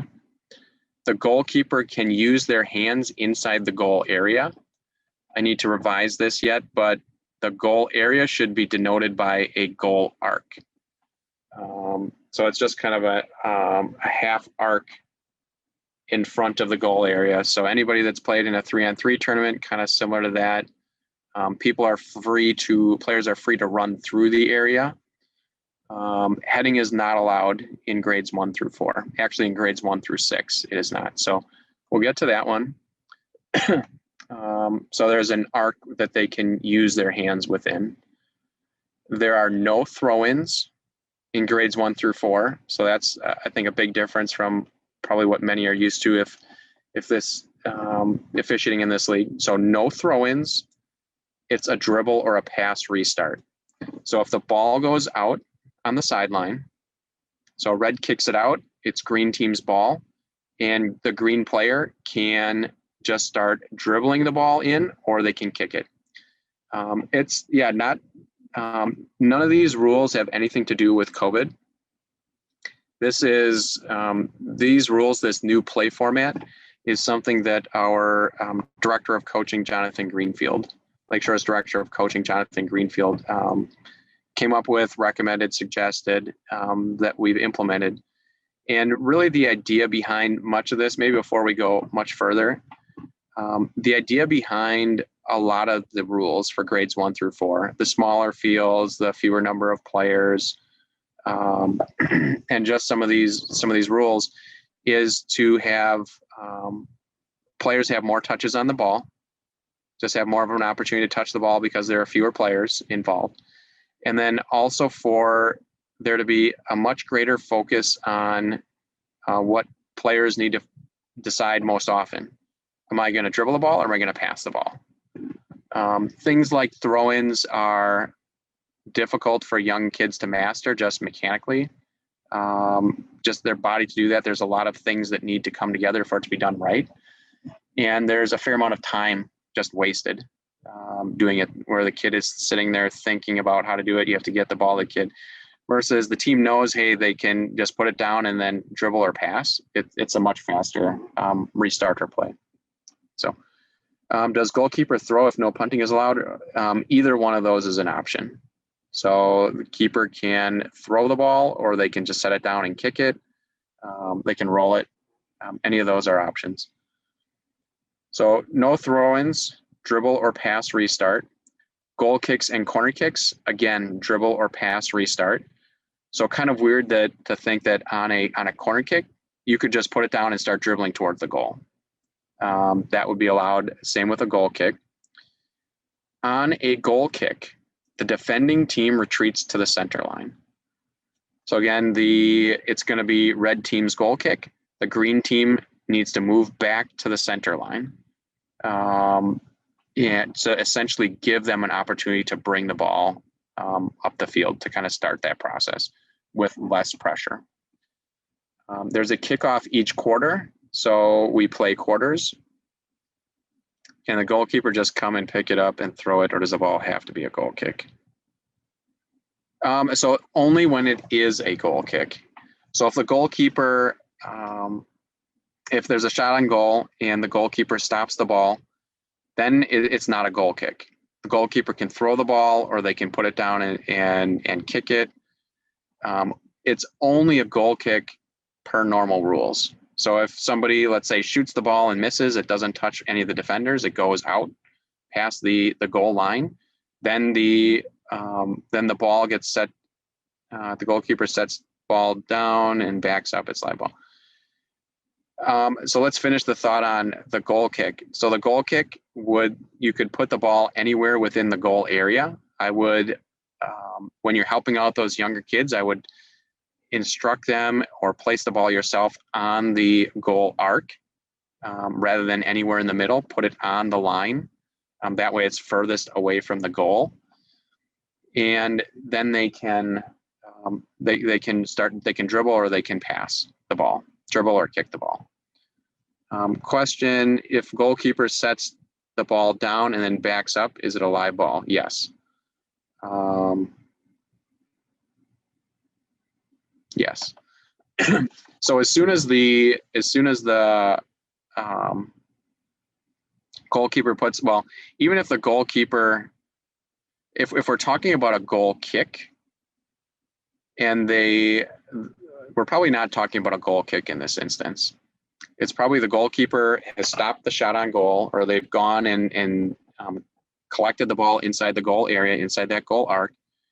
Then if they put the ball, the opposing team does not need to back up in that situation. They don't need to retreat to the center line, only if it's a goal kick. So this instance is just the goalkeeper saves it. If the goalkeeper would have put it down, yeah, it is live. And the goalkeeper, if you put it down, they're not allowed to pick it back up. They would have to kick it with their feet then. So hopefully that makes sense. So kickoff each quarter. So we play quarters and switch sides at halftime. So first quarter, red team kicks off, blue team receives. Second quarter, blue team kicks off, red team receives. At halftime, you switch sides, and then it's red team's kickoff again. And then the fourth quarter, then it's blue team's kickoff again. If one of the kids does not retreat to the center line for the kickoff, what happens if no, just for, I guess, for a kickoff, and that's something that you as referees are going to have to help manage, that to make sure that all of the blue players go back on their side of the field and all the red players are on their side. For a goal kick, again, we're saying that the team that is not taking the goal kick, they need to retreat back to the center line. I mean, that's just something easy. You just verbally say, all right, blue team, kind of move back to the center line if they're not in the habit of doing that. After a game or two or three that they end up doing this, they should start to kind of get the hang of it. The coach will probably help move them back as well.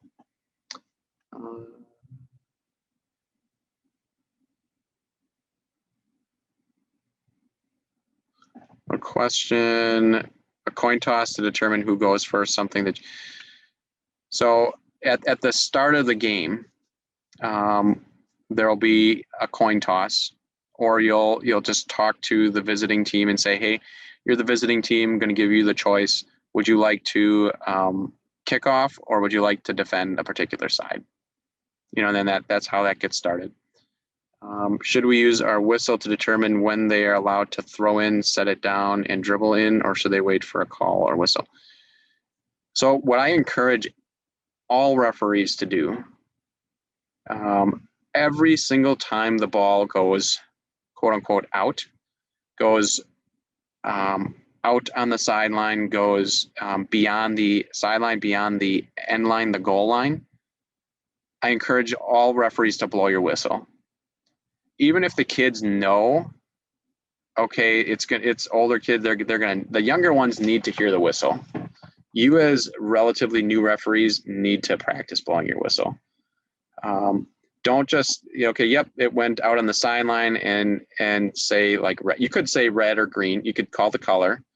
You could call if it's goal kick or corner kick, but I encourage everybody to blow the whistle, because blowing the whistle, everybody's always taught to play until you hear the whistle. So I encourage everybody to blow your whistle when it needs to be some kind of a restart. So if it's out and it needs to be a dribbling or kicking from the sideline, if it's a goal kick, if it's a corner kick, if it's a goal scored, if it's halftime, quarter, like all of those situations, if there's a foul. Does the ball have to be stopped on the line before the player can dribble in? Yes. So it's kind of a more, how do I say, a dramatic example.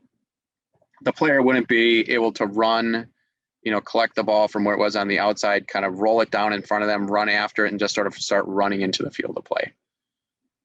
Again, That's a more exaggerated example, but that's the idea behind it is the ball needs to be set down, stopped, just as it would for any kind of a goal kick or a corner kick as well. Kind of a question, how many games can you referee on every Saturday, or is there a limit? Generally, 4 is kind of the limit, and that's maybe more. 3 or 4 is probably kind of more the limit for somebody. It depends. We might only have a 2-game slot, but in rare circumstances, there's maybe a 1-game slot. Hoping that there's very few of those. So, all right. So switch sides at halftime, and then after a goal is scored, it's a kickoff at the center line. So that's the same as everybody would be used to. Kickoffs can be dribbled or passed for a restart. So that's a little bit different as well. If you were to dribble a kickoff in grades 5 through 8, what would happen? Somebody type in the chat. If a kickoff in a game in grades 5 through 8 were to be dribbled, what would happen? So how much? So whistle, yes. And what is the proper call in that situation? So we're getting a little bit ahead of ourselves. That's in the full rules, but it was an indirect free kick for the other team at the spot of the second touch, is what it is. So we'll get to that, but a couple of so for grades 1 through 4, kickoffs can be dribbled or passed when we restart. So a question: do possessions switch every quarter? Yes. So we alternate who kicks off every quarter. We only switch sides at halftime. How much space does opposing team have to give the player for a sideline restart? For those games, we're getting down to that. It says 3 yards from the spot of a free kick on the very small fields. So as a referee, that's something where you just, kind of tell the kids to back up, and you'll have to, because otherwise they'll be standing right there. Yep. So we'll get into the times for the quarters as well. That'll be in the full rules document. All right. So kickoffs can be dribbled or passed for the restart. Everything in grades 1 through 4 is indirect. So that, as a referee, that makes your job in life a lot easier. So if it's a handball, you don't have to worry about, is it direct or indirect? It's indirect. Any kind of a kickoff is indirect. Something from the sideline, playing from the sideline is indirect. Corner kick is indirect. Goal kick's indirect. You don't have to worry about, is it indirect or direct? You don't have to worry about, is the foul result in an indirect free kick or a direct free kick? The kids don't have to worry about that. Just everything is indirect. So it makes that easy. Penalty kicks, and therefore penalty kicks do not apply. So if somebody were to commit a foul, let's say in the goal area, that would normally result in a direct free kick. Everything is indirect, so there are no penalty kicks. Indirect, so the one sort of exception here, so indirect free kicks resulting from fouls or penalties cannot be dribbled. Those need to be passed. Opposing players must stand a minimum of 3 yards from the spot of a free kick. Let's figure. Either team can substitute at any stoppage, any goal kick, corner kick, indirect free kick, pass in, goal scored, etc. So any restart.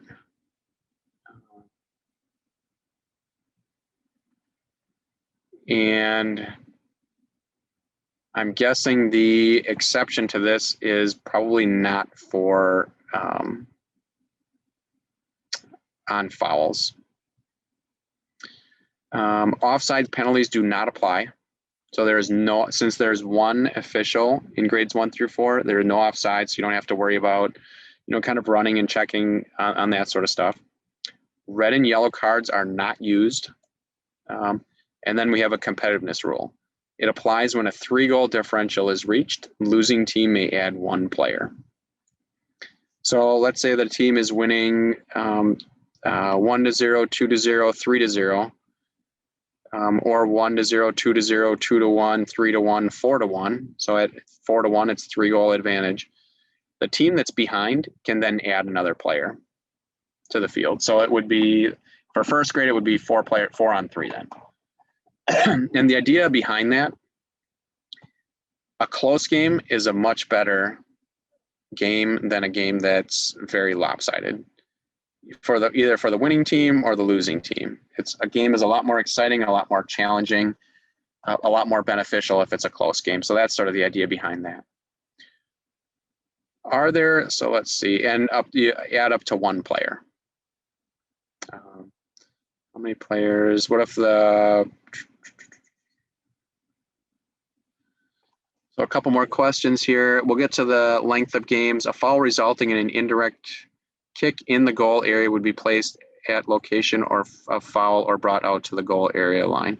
It would be brought out to the top of the goal area line.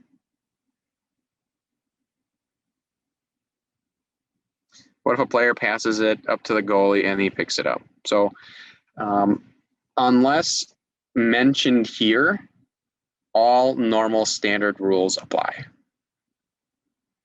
Okay, so since there's no mention of anything different about a pass back to the goalkeeper, that would result in an indirect free kick at the spot that it was touched, except inside that protect that goal area, it would be brought out to the top.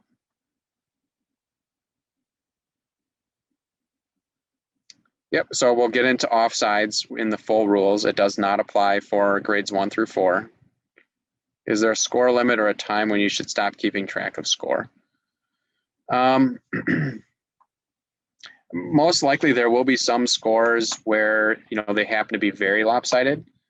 Something, we have the competitiveness rule to add a player, to help out if there's more of that. In the coach meeting, something will be distributed to the coaches as well that, just from a sportsmanship standpoint, it's difficult to do in first grade to give your players alternative instructions, say, hey, don't score anymore, just pass the ball around. But what you could do is say, hey, you know what? You can only shoot with your left foot. As a referee, that's not anything that you have to manage. That's entirely up to the coaches to manage that from a sportsmanship standpoint. And, then we get into the questions, well, how many goals is enough and how many is too many? So that'll be talked about. But as from a referee, that's not your concern. I encourage you to keep track of the score on, let's say, your game card. We'll hand those out with shirt and whistle distribution for those that need it. Otherwise, I encourage you to keep track of it on, an index card or something, some kind of way to do that. We haven't quite figured it out yet, but we would like to not have standings where we're reporting scores, but for somehow either for the coaches or for the referees to report scores back so that the league has a better idea as to are there any areas of concern? If a team is losing 20-0 every single game, that's a concern. If a team is winning 20-0 against every single team they play, that's a concern. So what do we need to do in those situations to help that be a better experience for everybody? So any other questions about these rules here? Because if not, then we'll jump into the kind of the full rules that these rules modify. Okay. So I'm going to stop sharing my screen for that one and then close this and then come to the league rules. So more the full rules. I'm going to share my screen again.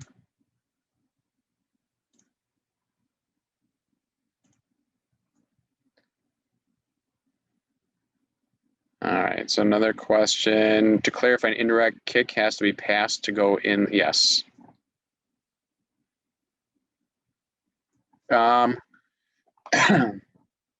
it has to touch another player for it to be considered a goal. So put it that way. Because if an indirect free kick were taken and it's just a shot on goal and the goalkeeper touches it and it goes in the goal, that's not really a pass, but it would be considered a goal because somebody else touched the ball. So it doesn't need to be a teammate or anything like that. So can people see my screen of the full rules? I'm going to make this a little bit bigger. Okay, good.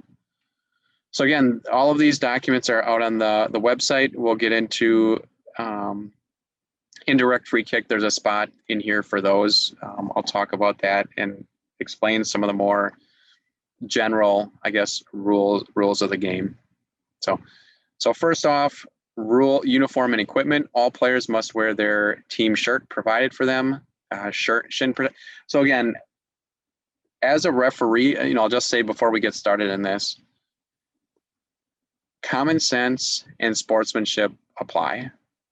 Above all else, as referees, you want to keep players safe, but then also people want to play the game, right? People didn't show up to the game to not play the game.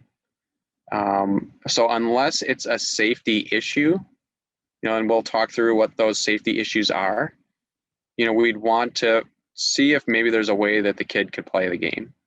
So if somebody is missing their actual shirt and their team is green, and they have a green shirt that they can wear, I would say to let that player play the game in this instance, because that's kind of using that should be by far the exception. Maybe their jersey didn't come in or whatever the case, but we'd want to be able to let that player play as long as that color shirt matched the team. If it didn't match the team, well then, sorry. But if a team doesn't have enough kids to play, they're going to need to forfeit or something. Don't worry about the forfeit so much as to ask the coaches, hey, do you want to, maybe have a scrimmage game of sorts? So those are important kind of common sense related things. So all players must wear their team shirt provided for them. Shin protectors are required and must be fully covered by socks. That's important. Shirts must be tucked into shorts, athletic pants, or shorts preferred. Players should wear should wear shorts without pockets, belt loops, snaps, or zippers, as they could pose a safety hazard to themselves or other players.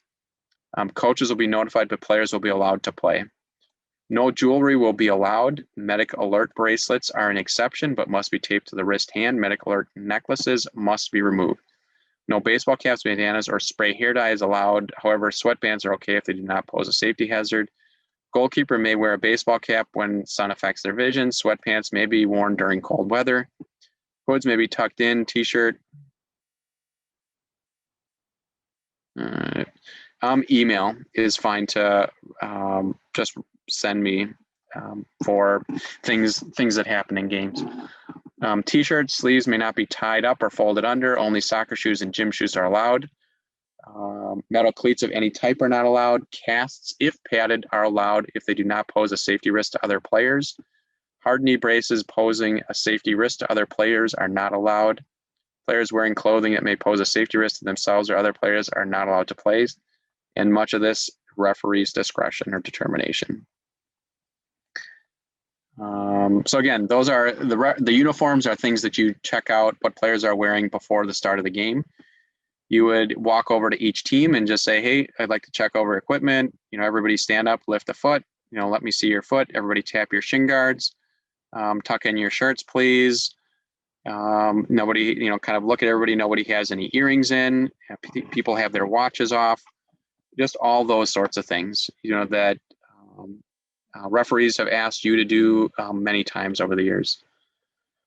So protective headgear, soft type headgear is acceptable during games. Any headgear with hard plastic or metal components will not be allowed. To email you for, yep, just send me, you can just email me any email address that you have. Allowed headgear must be worn properly and used for its intended purpose. Referee determination. So rainouts and cancellations, we talked about this already. We play unless you are notified. The decision to cancel games will be made by the officials on the fields or community leaders in advance. Cancellation announcements will be posted online. Again, if it's before play actually starts. Play information, this is by grade. So in here was kind of the equivalent. We're making the change. People are maybe somewhat used to using, is this U7, U8, U9, U10? We're using grades when we talk about this. Just people understand grade a little bit easier than anything else. And it's the grade division, okay? So first grade, they play 4 10-minute quarters, a size 3 ball, 3 players on the field. For first grade, one of those 3 players is the goalkeeper. Goalkeeper does not need to stand back by the goal the entire time.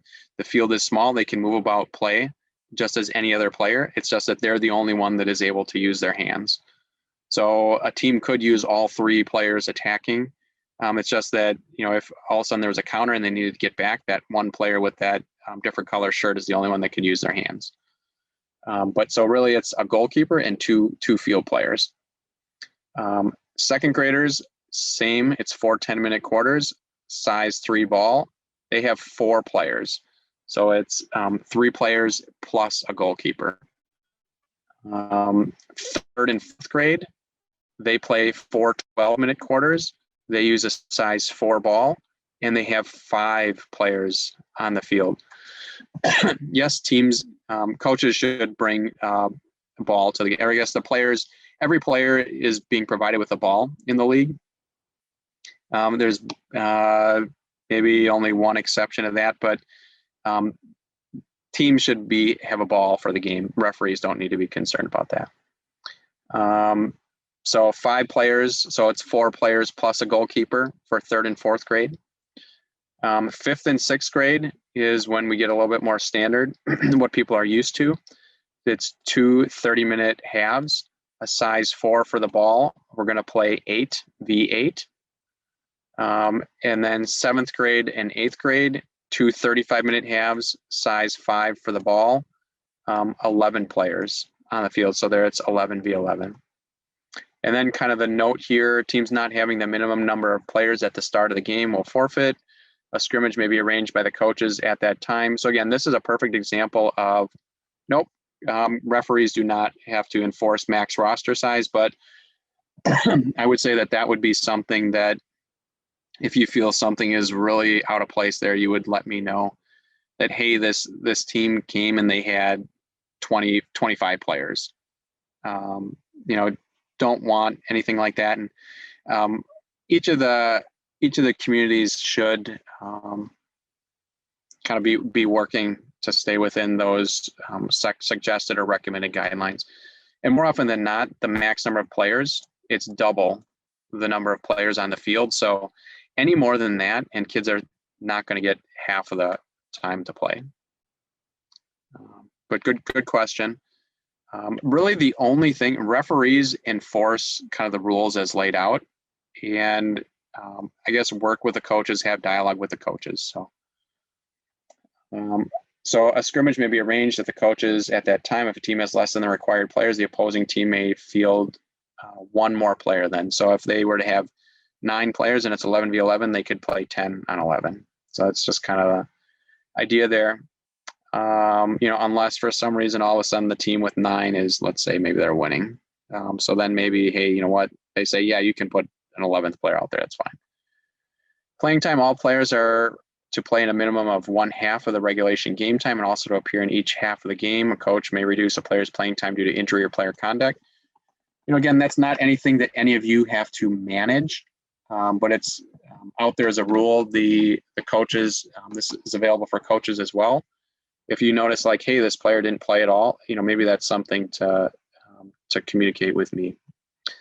Game time, games start at scheduled times. Teams should not warm up on field unless time permits.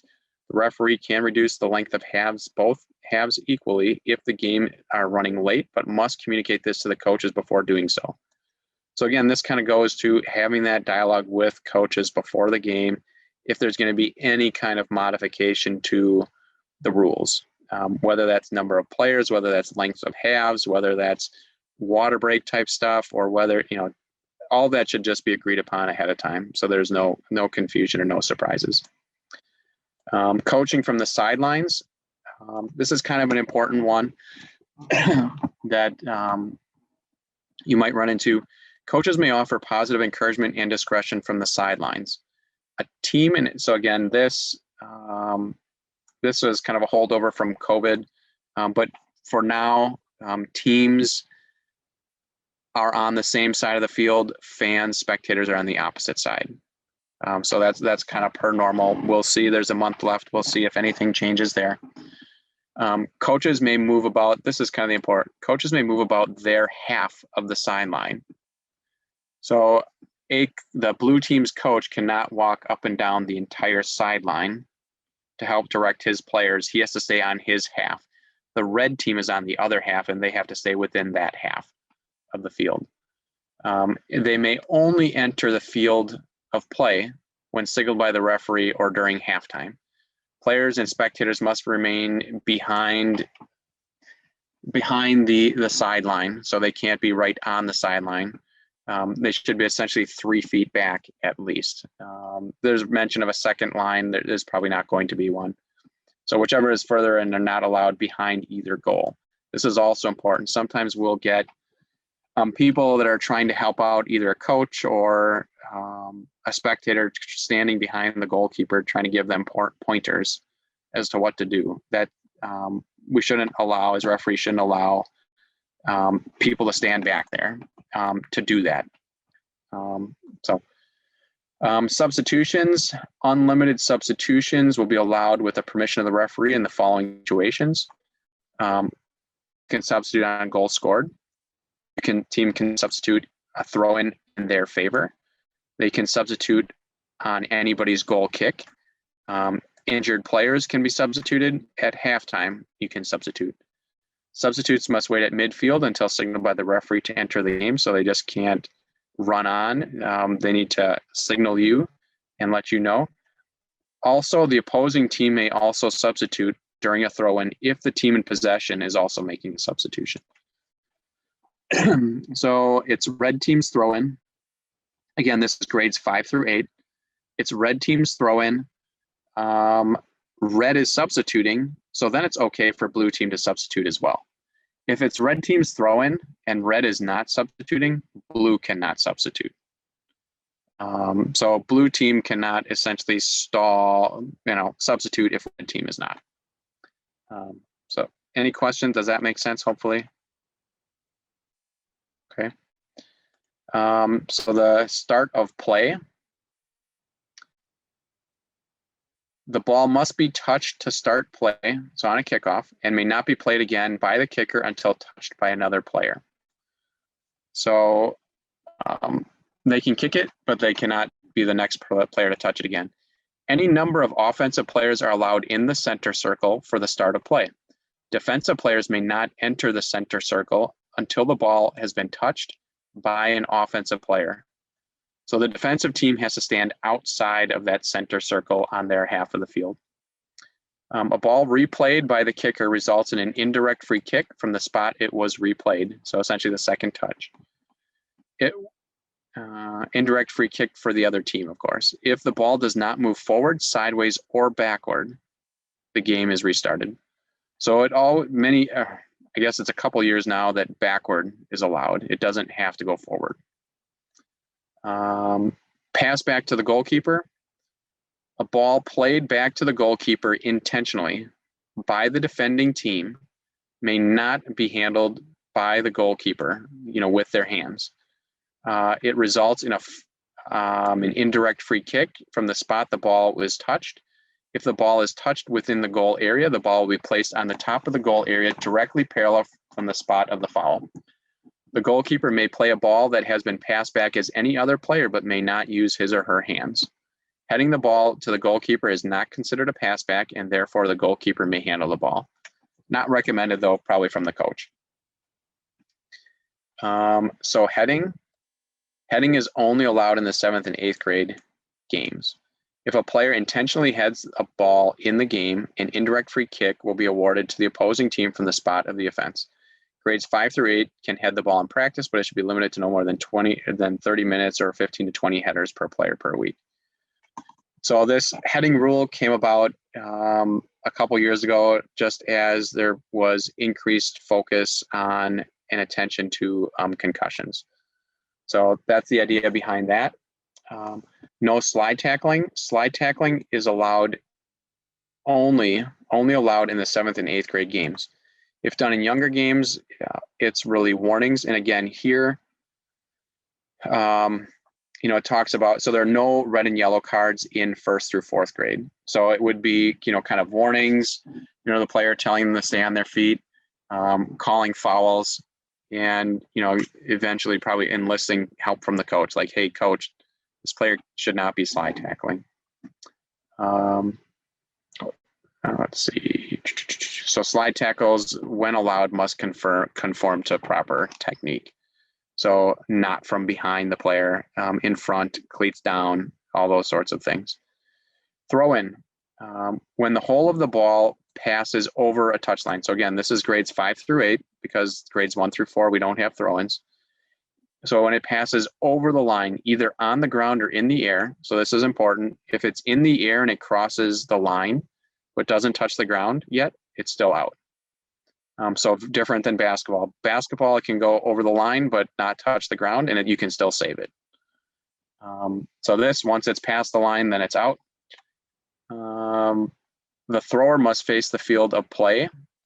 When delivering the ball, must have both feet on the ground, either on or behind the touchline.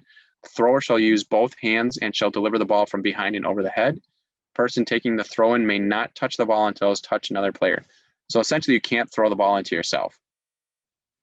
Just throw it in and start running after it and go take it. A ball replayed by the thrower results in an indirect free kick from the spot where the ball was touched. Failure to correctly execute a throw-in will result in the ball being awarded to the opposing team at the ball point where the previous throw-in was attempted. So question, if a foul is called, do you restart at the center line with a kickoff by the opposing team?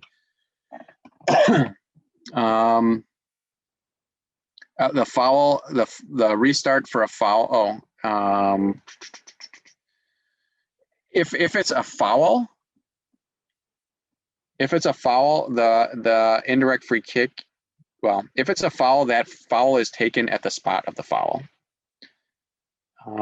If we're talking about the kickoff, when a player kicks the ball off and then they happen to be the next player to touch it again, so they touched it twice, the indirect free kick for the opposing team is at the spot where the second touch occurred. So that's what grades are allowed to do throw-ins, grades 5 through 8. So again, keep in mind those grades 1 through 4 rule exceptions, that's just for 1 through 4. Otherwise, it's this document. This document is what's dictating it. So goal kick, when the whole of the ball passes over the goal line, outside the goal posts, either in the air or on the ground when last touched by the attacking team. So attacking team dribbles the ball beyond the goal line, or they shoot the ball and miss and it goes beyond the goal line and the other team didn't touch it, then it's going to be a goal kick. The kicker, ball may be kicked from any spot within the goal area. It doesn't need to be on the top of the goal area. The kicker shall not replay the ball until it is touched by another player. The ball is considered in play when it is kicked and moves. In grades 5 through 8, the team not taking the goal kick must remain outside the penalty area until the ball is in play. So again, for grades 1 through 4, the opposing team needs to back up to the center line for goal kicks. For grades 5 through 8, it's just standard. The team not taking the goal kick has to be outside of the penalty area. Must remain outside the penalty area until the ball is in play. Goals may be scored directly from a goal kick.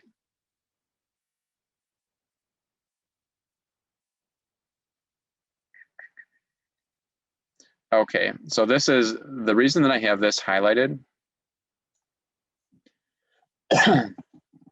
The ball is considered in play. Can people see it when I highlight?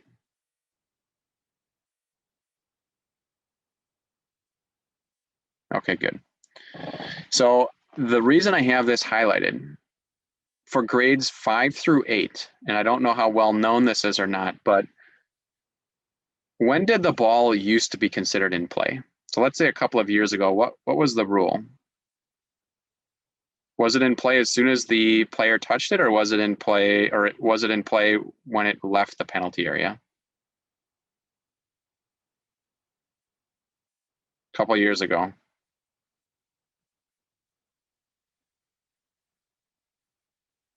So right, when it left the penalty area is the correct answer, a couple years ago. That's why whenever a player took a goal kick and if it didn't make it out of the penalty area, it was a redo. So the other team had to wait until it came out. Now it's different. The ball is considered in play as soon as it's kicked and moved. So if a team kicks it, the opposing team can come in right away to come get it. But this also means that the person taking the goal kick could tap it to a teammate and that player could start to dribble it out. It doesn't, the team taking the goal, the kick can have another player inside the penalty area. And I guess they always could do that. So I'm just going to pan up. There might have been.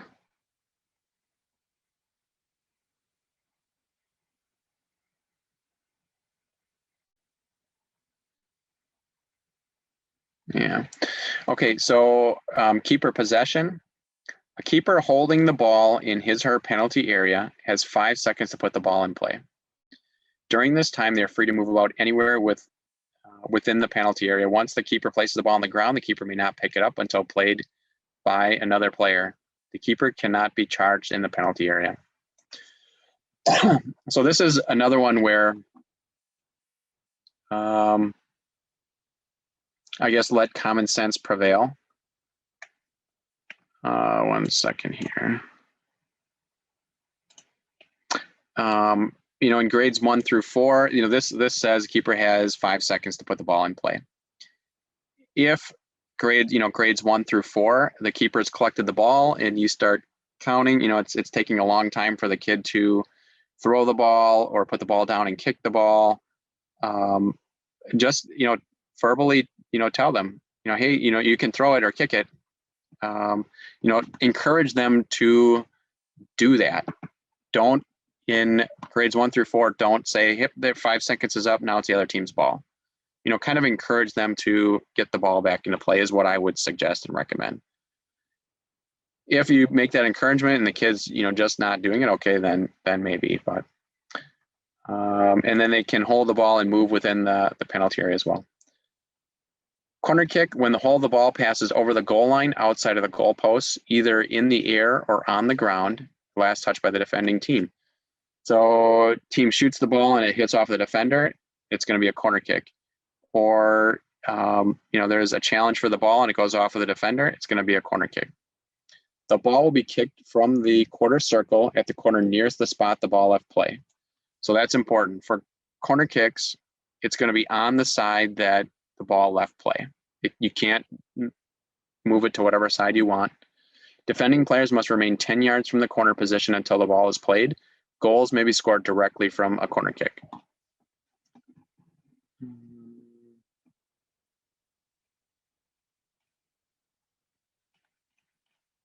A question: during the time frame of the game, does the goal kick, fouls, throw-ins, and half times or quarters, does that count for the game time? So it's a running clock. The only time where, it's a running clock for the quarter. You don't stop it for fouls. You don't stop it for throw-ins. You stop it at quarter. So at quarter for the 1st through 4th grade, it's not a 2-minute break or anything. It's just an opportunity for the coach to talk to their players quick and put them back out on the field. For halftime, yes, you stop. There's a 5-minute halftime. And then at the end of the halftime, you would start the second half. Offside. So there was a question earlier about offside. So now we're going to get into sort of the parameters or rules, what constitutes or creates an offside situation and foul. So offside, a player is in an offside position if he or she is nearer to the opponent's goal line than the ball, unless a player is on their own half of the field. So the rule is you can only be in an offside position if you are on the attacking half of the field, the opponent's half. If you're on your own defensive half, you cannot be in an offside position, even if the other team, even if you're behind their last defender. Okay, so you have to be on the opponent's half of the field in your attacking half to be considered for in an offside position. So that, and the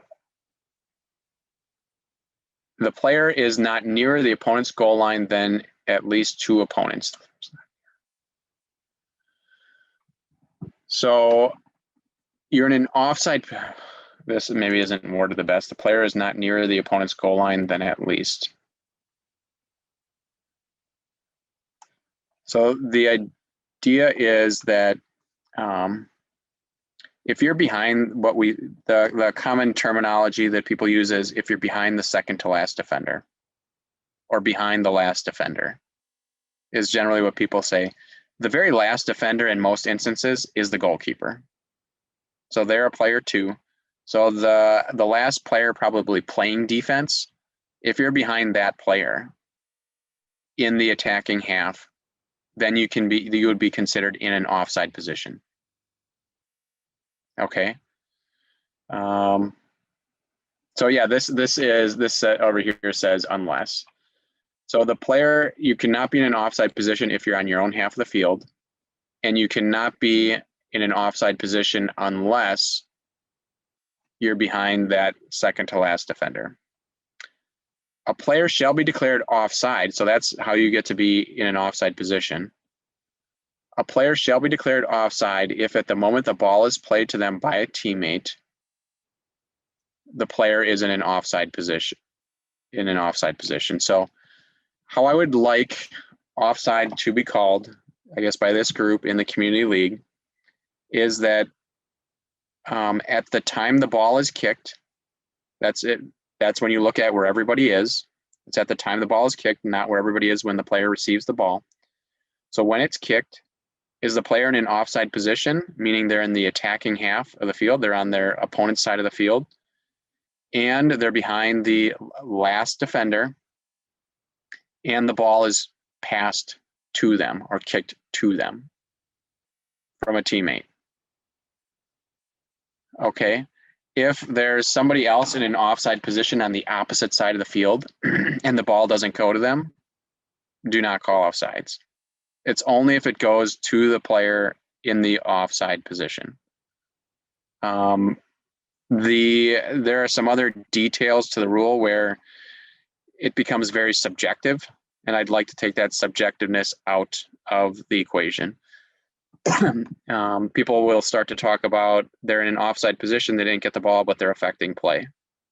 And then it's very subjective it's very an opinion as to whether or not they truly affected play. Did they lure the defense over there? Is there somebody covering them? Because of that, did that create a greater opening for somebody else? That's, I think, a little bit too complicated for this. So played to the player in the offside position. A player shall not be declared offside merely because a player is in an offside position. So that's what, or if the player receives a ball directly from a goal kick, corner kick, or throw-in. So if the player receives the ball, essentially this means that on a corner kick, offsides does not apply. On a throw-in, offsides does not apply. Goal kick, offsides does not apply. That's why I guess players are positioned on a corner kick. The defenders are on the goal posts, near and far posts oftentimes. It's because you can't lure a team offsides on the corner kick. Otherwise, maybe everybody could just, the defense could move all the way back up to like half field and it would just be the kicker and the goalkeeper, right? So that's not a strategy that's used because there's no offsides on a corner kick. The offside penalty results in an indirect free kick at the spot of the offside player. All right, so if it's a one-on-one and it is only one person not passing, just dribbling, that's not offside, not offsides, correct. So that's a good question. If the forward on the team or a player with the ball like dribbles past all of the defenders to the goal, they're not offsides. You can go beyond, let's say, the last defender.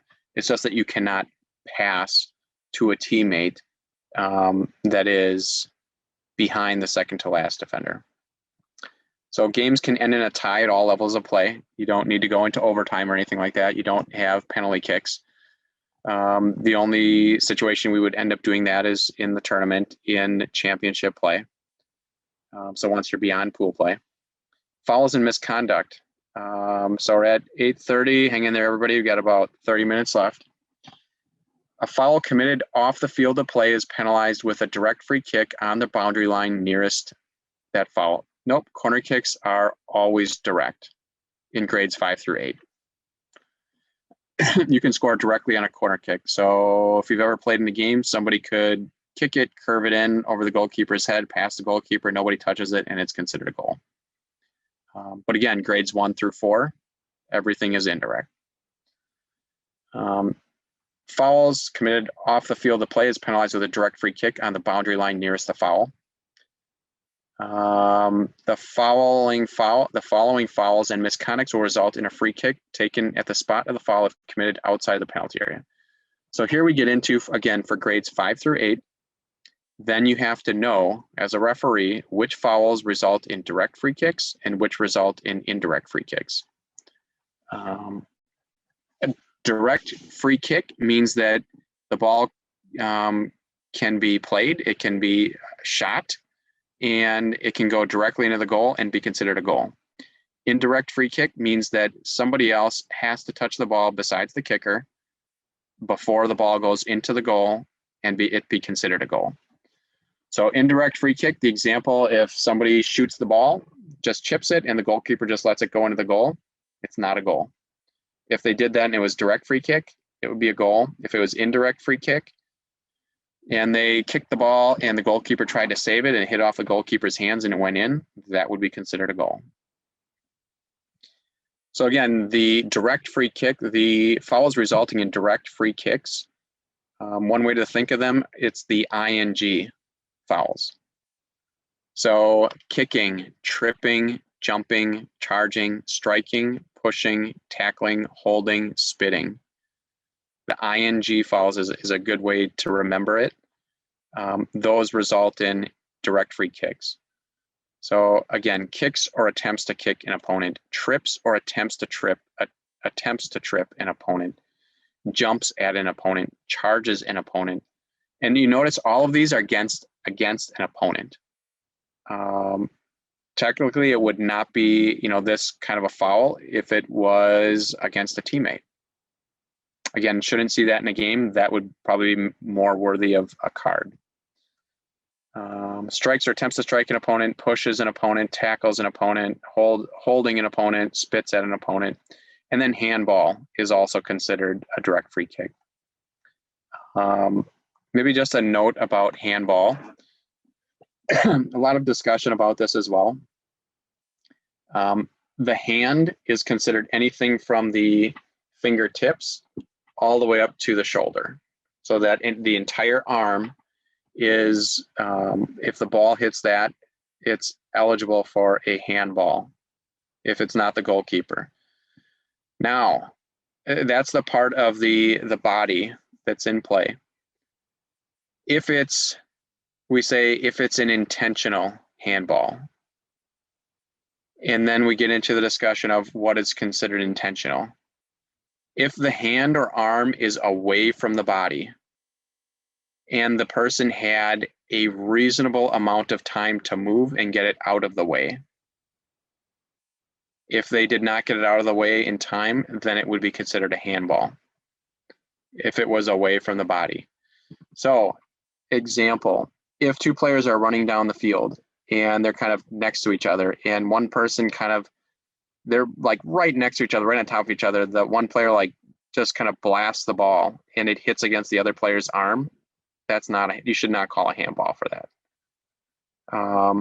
If their players are, let's say, if the goalie punts the ball and the ball is coming and the hand and arm is against the body and it hits the hand or the arm, that's a handball. You had a reasonable amount of time to move.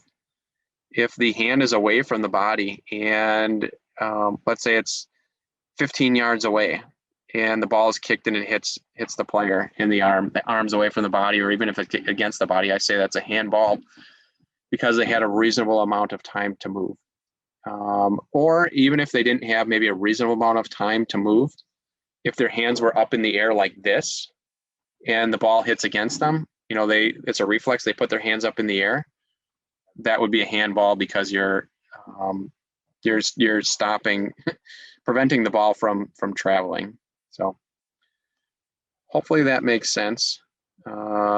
Accident versus on purpose. Again, a lot of that depends on, to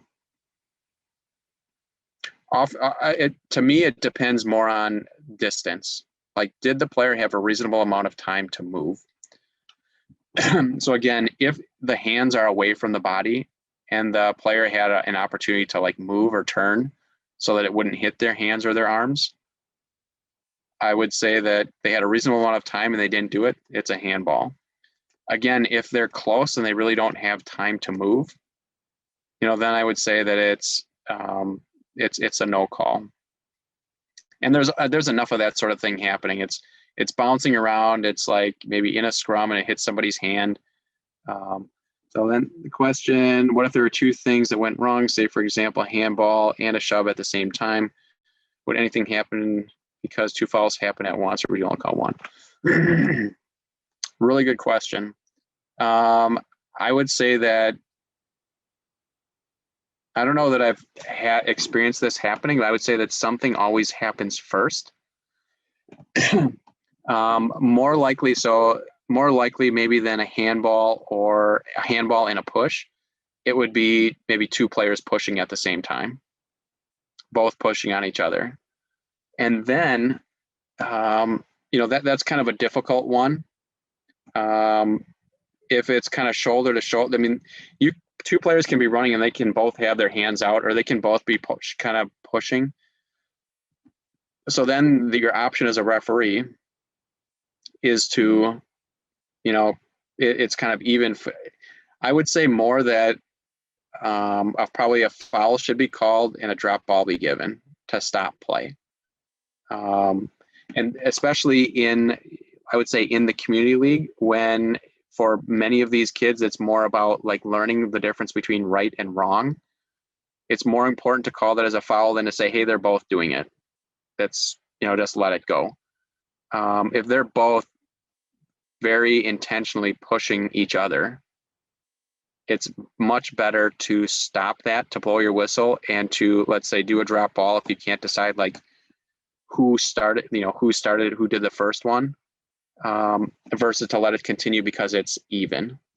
That's only teaching them that, hey, they're not calling it, I can do this. So I would say to call it in that situation, call a foul, essentially on both players, and just to do a drop ball. I would have to double check. Maybe that's really not the proper restart in that example, but again, that's what I would recommend. So then indirect free kicks, again, these are more minor or technical in nature. Goalkeeper holding the ball for more than 5 seconds. Goalkeeper picking the ball up after releasing it before another player touches it. So if they put the ball down and then they pick it back up, that's something to blow the whistle, an indirect free kick. Goalkeeper touches the ball with their hands on an intentional pass back from a teammate. Goalkeeper touches the ball with their hands when received directly from a teammate's throw-in. So again, these are oftentimes, they involve the goalkeeper. Then we get into dangerous play. Dangerous play, two main things that we can consider dangerous play. One, falling down on the ground and then kicking at the ball while laying on the ground is one. And then the other is oftentimes going up for a header, which would be 7th and 8th grade, and not going up straight in the air, or high kick would also be dangerous play. So I guess that third. High kick is maybe one of the more common ones. So high kick, I say that high kick is too high if the foot is above the opponent's waist, or like at the opponent's waist. So it's not the person doing the kicking or lifting their leg, but it's the opponent. Because there could be a big height difference on the opponent. It might be, not up to the one player's waist, but it's kind of in the other player's face. So it's how high it is on the opponent for high kick. And honestly, that's an important one to call, because that's a really very dangerous situation. Obstruction or impeding. This means kind of shielding the player from getting the ball. It's acceptable to shield a player if you're within one step of the ball. You can reach the ball within one step. But if you can't, if you're guarding the ball and really shielding, let's say, it's hard to imagine this, but let's say 3 yards away, like that's not acceptable. It would be called. And you can kind of see if it becomes very aggressive with how they're doing it. Preventing the goalkeeper from releasing the ball with their hands. That would be one. So kind of jumping in front of the goalkeeper as they're trying to release the ball. Any other offense not previously mentioned for which play is stopped. And then offside. Any questions on those items? Otherwise, we're going to get into direct free kick, indirect free kick, penalty kick, red and yellow cards. And then we'll be through the full rules, and then we're going to do a once through the grade 1 through 4 rules again. Yes, thank you. Goalkeeper possession. Goalkeeper possession is if the ball is not moving. 2, the goalkeeper does not have to have both hands on the ball. They do not have to have it up against their chest or up against their body. The goalkeeper just needs to have the ball trapped between, let's say, their hand and another surface. So a goalkeeper can be laying down on the ground, arm outstretched and hand on top of the ball. Not against, so they're reaching out, they have their hand on the ball, and the ball is stopped. It's not against their body. That means goalkeeper possession. The goalkeeper can catch the ball, have it with both hands up against their body. That's goalkeeper possession. If the goalkeeper has the ball trapped in some other manner, let's say behind, or let's say trapped against a post, not recommended, but I guess that would constitute goalkeeper possession. It's when it's being bobbled around. But if it's being bobbled around, the player can't run into the goalkeeper. They're only able to touch the ball like any other. Yep. So I'll talk about game schedule too before we wrap up here. So that's goalkeeper possession when they're going to get the ball. So until they actually have the ball, they don't have possession of it. And it's a dangerous situation, to have the goalkeeper bending down maybe with their face near the ball and other kids kind of kicking at it. But again, goalkeeper possession is if they actually have the ball. So a ball is placed. Okay. So a ball is placed at the spot of the foul and must be stationary prior to the kick. Opposing players must remain at least 10 yards from the ball until it is kicked. The ball is in play when it is touched. Fouls within the penalty area. We have a record of everybody that logged in, and so we can see who watches the course. And I guess they would have to contact me. I'm not going to assign anybody games unless I've talked with them previous, is a question. So a foul is within the penalty area committed by the attacking team. Placement at the spot of the foul, same as regular field of play. Committed by so if a foul is committed by the attacking team, the ball gets placed at the spot of the foul. If it's committed by the defending team, it matters where the foul occurred. The ball placement will be determined by the severity and location of the foul. A foul committed by the defending team resulting in a direct free kick will be designated a penalty kick. A foul committed by the defending team resulting in an indirect free kick will be taken from the spot of the foul unless the spot is within the goal area. Fouls within the goal area will result in the ball being placed at a point on the goal area line adjacent to the spot of the foul, not near the goal. We talked about that previous. In or direct free kick, a goal may be scored directly from the kick. Indirect free kick, a goal cannot be scored unless played or touched by another player. Penalty kicks, direct kicks are awarded to the attacking team as a result of the foul within the penalty area. The kick is taken from the penalty mark, 12 yards from the goal line. So again, there was the question for the 12 yards. 10 yards for grades 5 through 6. It's a smaller field. All players except the goalkeeper and the kicker must remain outside the marked penalty area and behind the ball until the ball has been kicked. The goalkeeper must keep at least 1 foot on the goal line prior to the kick. They are also allowed to move from side to side prior to the kick. If the goalkeeper moves both feet off the goal line prior to the kick will be retaken if a goal was not scored. The ball is in play and players may enter the penalty area when the ball is touched. The kicker may not replay the ball until it's been touched by another player. Okay, so question. Player kicks the penalty kick and hits off the crossbar, bounces back to them. Can they kick the ball again, yes or no? Can they be the next player to touch the ball? In the chat. Player takes the penalty kick, kicks it, it hits off the crossbar, one of the posts, and it bounces back to them. Can they touch the ball next? Okay, so the correct answer is no. They cannot.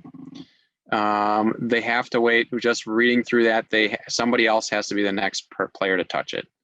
So the goalkeeper counts as another player, but otherwise it would have to be somebody else that was outside of the penalty area now coming in. And then we talked about, so yeah, if the goalkeeper were to save it, then and deflect it off, that player could get the ball. All right, so yellow and red cards. New referees can give coaches yellow or red cards based on the frequency and severity of their behavior. So again, I don't know, would probably end up reserving this. This would be a pretty difficult thing for a younger kid to do. I think it would be reserved more for like junior, senior, or an adult. If the coach behavior was really out of control. Unsportsmanlike and or misconduct by players, fans, or coaches will not be tolerated. The coach must control unruly spectators. Unsportsmanlike actions by the spectators and or coach will result in the spectators and or coaches being asked to leave the grounds. Suspension of the game may result based on the following sequence. So request the disruptive person to leave the grounds is what you would do. Suspension of the game regardless of possession or score. The game will be scored or lost by the offending team. So again, that's if I will provide cards, but they're only for those working grades 5 through 8.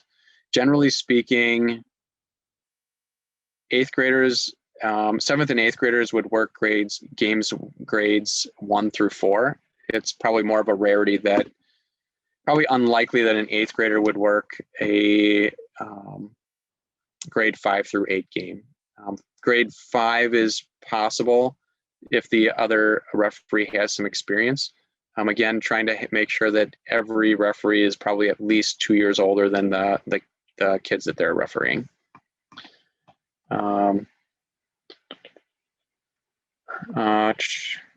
Right, so referees should report all concerns regarding spectator and coaching behavior to the referee coordinator for follow-up. That would be me for the majority of games. Manitowoc, I mentioned Tom Bartlemy is the assigner out there, John Godbert for Elkhart Lake. Serious matters will be reviewed by the Board of Directors, Lakeshore United Board of Directors. Their decision will be binding and final. Swearing and taunting will not be tolerated. Course, coaches lead by example. Again, in this situation, multiple communities involved, we would work with that community leadership. I would work with that community leadership on if it happened to be a coach from, from whatever the community was. Yellow card, play will be stopped and a caution yellow card will be presented to a player for the following misconduct: unsporting behavior, dissent by word or action, delays to the restart of game, persistent infringement of the laws. That means like continual tripping or continual pushing, failure to maintain a distance on a restart, entering the field of play without referee permission, deliberately leaving the field without permission. Player receiving a yellow card must leave the field and substitute can be brought into play immediately. The player receiving a yellow card cannot re-enter play until the next opportunity to substitute. Red card should be given only in extreme cases of unsportsmanlike conduct, discontinued regard for the rules, or threat of injury from continued play. Players receiving red cards are disqualified from the game and must leave the playing area prior to the restarting the game. Failure to comply will result in the suspension of play and the game will be forfeited by the offending team. A player receiving a red card must leave the field and may not be substituted. The offending team must play the remainder of the game shorthanded. So again, kind of in extreme cases, I'll say, I don't know if there, however many 100 games there were this past spring or this past year, let's say maybe between fall and spring of, let's say at least 500 games. The number of yellow cards, I don't know if there were any red cards given, maybe if there was one, but yellow cards, let's say there are not that many given out. So this is something that we go through. It's important. It's to understand. It's for those situations where something really out of line is happening, but it's not something that kind of really for everyday usage, so to speak. So these are the fouls that are things that can occur that would result in this: serious foul play, violent conduct. So if all of a sudden player were to punch another player, spitting at any person, second yellow card in the same game. Player deliberately handles the ball to prevent a goal. So ball got past the goalkeeper and they actually use their hands to stop it from going in the goal. Player deliberately fouls, resulting in a free kick or penalty kick to prevent a goal. So let's say that player intentionally tripped another player that had a breakaway. That would merit a card. Swearing or abusive language. Referees are instructed to notify the referee coordinator. So again, kind of that's swearing. Having officiated, I've heard players swear. That's something you address it and say, hey, watch your language out here. And that's something that you kind of can escalate up. It's not as if it might be something if it were directed. It's one thing to have it, player be saying it, under their breath. It's not something that shouldn't be happening. But if it's directed at a player or directed at an official or somebody like that, then I could see the straight red come out. Hopefully that makes sense. So again, another reminder: referees are instructed to notify the referee coordinator of the players or coaches receiving cards. Suspensions and cautions will be reviewed by the referee committee to determine if further actions is required. So again, looking for pattern. If a particular player, it's always happening to, or there's issues with coaches. Explaining the laws of the game to all players is beneficial to the growth and understanding of the player. Serious injuries and concussions should be recorded and communicated. Rescheduling, cancel games. Okay, so nothing that referees need to worry about. So some other things: winner of the coin toss can choose which goal to defend or the kickoff. Attacking team players must remain 1 yard away from the defensive team's player wall. So again, offensive players cannot stand in the wall. Players can exit the field at the boundary nearest to them when substituted off. They don't have to run back to their team across the field. Handballs: to be considered a handball, the handball must touch the arm or hand while it is away from the body, unless the arm hand is used to control the ball. If the ball is played in very close proximity to the ball such that they did not have time to move, it is not considered a handball. Referee discretion. Drop balls. Any drop ball inside the penalty area is dropped for the goalkeeper. Any other drop balls are given to the team that touched the ball last at the spot of the last touch. Everybody else must be 5 yards away. Drop ball may also be awarded if the ball hits an official and goes into the goal or causes change of possession. No medical trainers on staff or at every single game location. In those situations, I guess nowadays a lot better. Most adults or parents that are watching the games, coaches probably have a cell phone handy where if there was an emergency, somebody could be called. 911 could be called if it was like a very serious emergency. Other times, I've been aware of when there's been something serious, there happens to be one of the parents or the adults sitting there that is a nurse or a doctor or something along those lines. But about injuries, don't the referee should not be touching the players, helping them get up or anything like that. If a player is injured, don't touch them. If the coach gets called on, motion for the coach to come on and talk to the player. But I guess that's how that would go. Again, going to stop sharing my screen here. And then I'm going to just bring up the grade 1 through 4 rules again very quickly, and then go through how to sign up or let me know about your availability.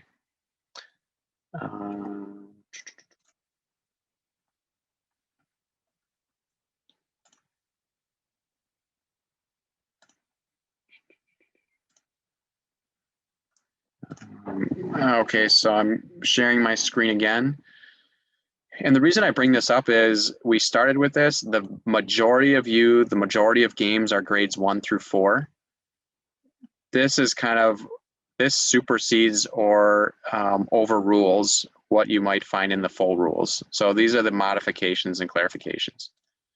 1 referee is used. The goalkeeper must wear a different color shirt, penny than both teams. No punting. The goalkeeper can use their hands inside the goal area. It's going to be marked by an arc.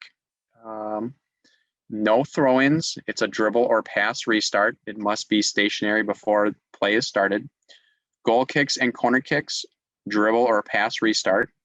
On a goal kick, the defending team retreats to the center line.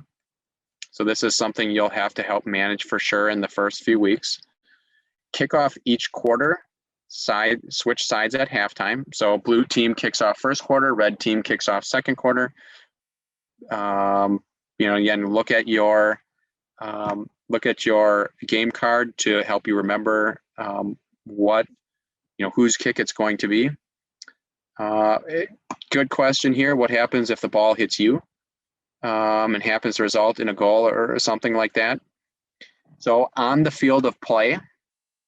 So here, the technical rule is that you are just a big blade of grass, any natural obstacle. So if it hits you in the field of play, the ball is still live. But if the ball were to actually hit you and then go into the goal, that should never happen because you should never be standing in that close proximity to the goal where that could happen. But in that situation, if that were to actually happen, I would have some other kind of restart. I would not have it be a goal. So, but back to this, after a goal is scored, kickoff at the center line. Kickoffs can be dribbled or passed for the restart. Only indirect free kicks, penalty kicks do not apply. Indirect free kicks resulting from fouls, penalties cannot be dribbled. Opposing players must stand a minimum of 3 yards from the spot of a free kick. Either team can substitute at any stoppage, any goal kick, corner kick, indirect free kick, passing, goal kick, goal scored, etc. Offsides, penalties do not apply in grades 1 through 4. Red and yellow cards are not used, in the competitiveness rule, a player can be added when a 3-goal differential is when that happens, a losing team can add 1. So question, for grades 1 through 4 for restarts, do they drop the ball or dribble from the point of the incident like normal? So the ball would be set down. So again, if it's a goal kick, a corner kick, a kickoff, a play in from the sideline, the ball is put down and then it started. So drop balls are only in a situation of when you're maybe not sure whose ball it should be. So again, went through those rule modifications pretty quick. For many people on the call, if you're a first-time referee, 7th or 8th grade, or maybe even this is primarily what you want to focus on. So I'm going to stop sharing that document. And then sort of the next step is going to be, now that this class is over, many of you are probably waiting for your game schedules. Many of you are players, either in the community league itself, in the 7th and 8th grade division, or maybe in the select league or high school players. Many of you are probably waiting to find out when you actually play your games to be able to know when you can officiate. When you do, we have this, and I'll send an email out about this to everybody, but so referee availability fall 2021. So there's a link out here and you click on it and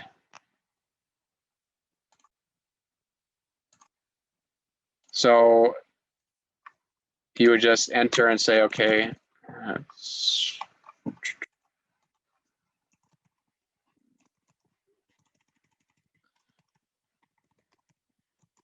enter your name, enter your address. This is helpful to me, include the community, because then I know, I kind of know where you're located. So you might say Sheboygan, enter in your phone number.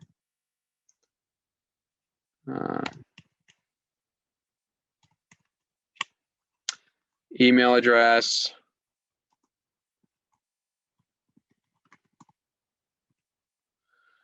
Enter in the age. So there's,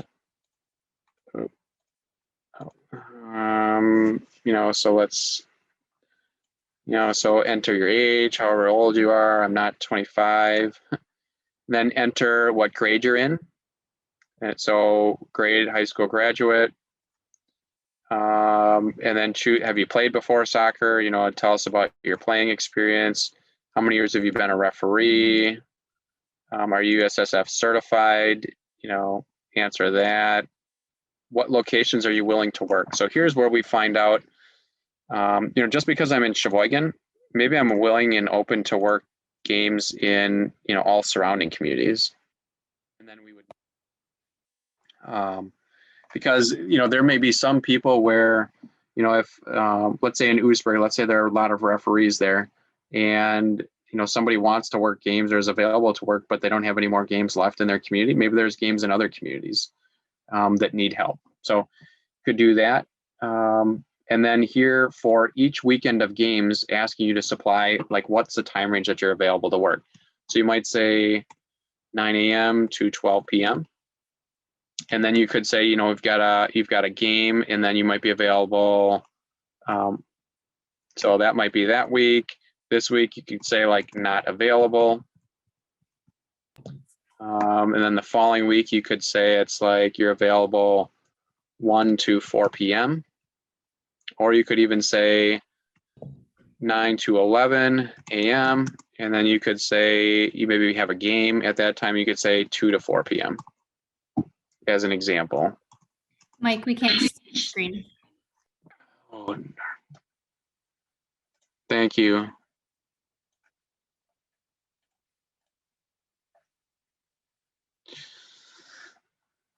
All right, can you see it now?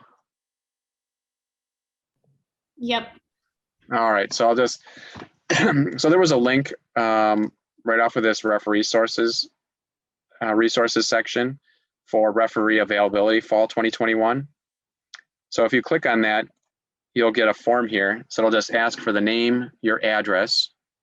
So I know, okay, you know what, you're saying that you're available to, you're willing to work in all these different communities, but maybe what's your host community? So I would assign you, say, hey, you know what, you said you're willing to work in Sheboygan, but you live in Cedar Grove. You might prefer to work in Cedar Grove. So that's kind of what I use for that. Phone, so this is phone and email contact information, age, just to kind of give me an idea how old you are. This is really more for, those under 18, so I kind of have a know, and the grade level helps with that.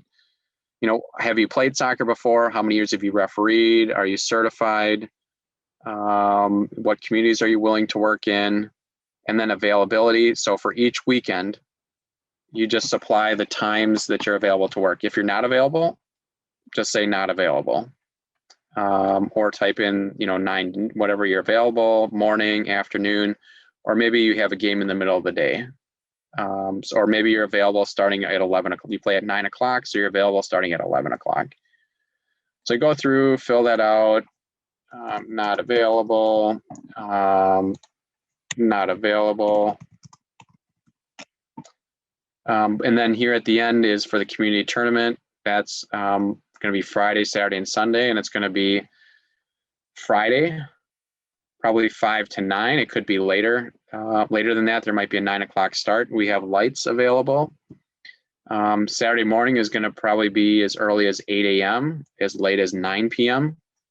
And Sunday, again, could be 8 a.m. to 9 p.m. Again, depending on what the game schedule ends up looking like. But just to give you an example, you can specify when you're available to work, and then any additional requests, for example, work with a particular friend, grade level preference, etc. So say I prefer to work grades 1 and 2. Or you could say I prefer to work grades 7 and 8. And I mean, I'll take that based on my understanding of you as an official, how old you are, maybe what your past experience is, and try to match up people with games so that you can be successful, and so that the games, people in the games have a good experience.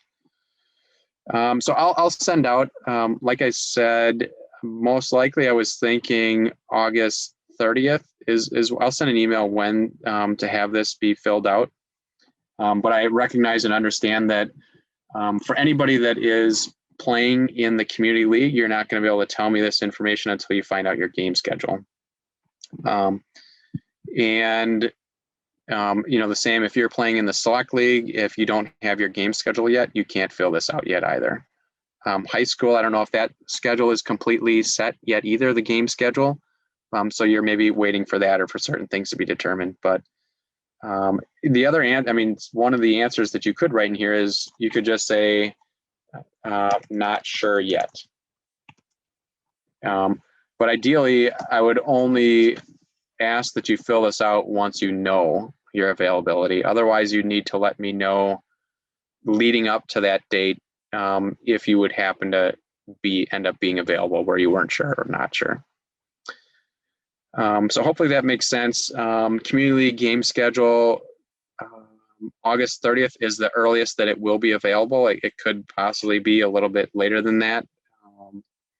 Just with communities kind of establishing how many teams they're going to have in each division and who the coaches are, all that needs to be determined before we can create the game schedule. So another question here, say you were to start off refereeing, not USS certified, but midway through the season you were to become certified, would your pay change? I think that's actually not possible to happen. My understanding is that it would be in the middle of it would be between fall and spring, is that could happen. And we'd collect availability separate. So I think the last opportunity for the select certification or USSF certification was this past weekend to finish it up. So, and I think the next opportunity is going to be prior to the start of spring. So, yep. So I think, like I said, the opportunity I think for this fall has passed, but now that all of you have attended this and give me your contact information, you can be part of the email communications for referees, and that will be we'll put that out there for you. Yeah, the select training for the USSF class, that is some on your own training online. So they have questions and videos and things for you to watch and answer. And then there's an in-person kind of a virtual meeting like this, where you'd be going through with the instructor, kind of learning. So more effort than the 3-hour class tonight. Yeah, so maybe stop sharing my screen here. So again, do this and then click submit, is what you do, and have to have all that filled in. But I'll stop sharing. So we recorded tonight's session. The training is a little bit later in the season. Normally this is kind of the end of July or early August before high school practices starts. There are kids that still looking for more referees. Anybody that's interested should reach out to me, contact me, or they could actually fill out for the class online. They could fill out that link to say they're available. But I think reach out to me if they're interested, and this recording will be made available to them. So we'll send it out. I know some people were at practice tonight. For high school was kind of the start, so that's all fine. So any other questions before we wrap up here?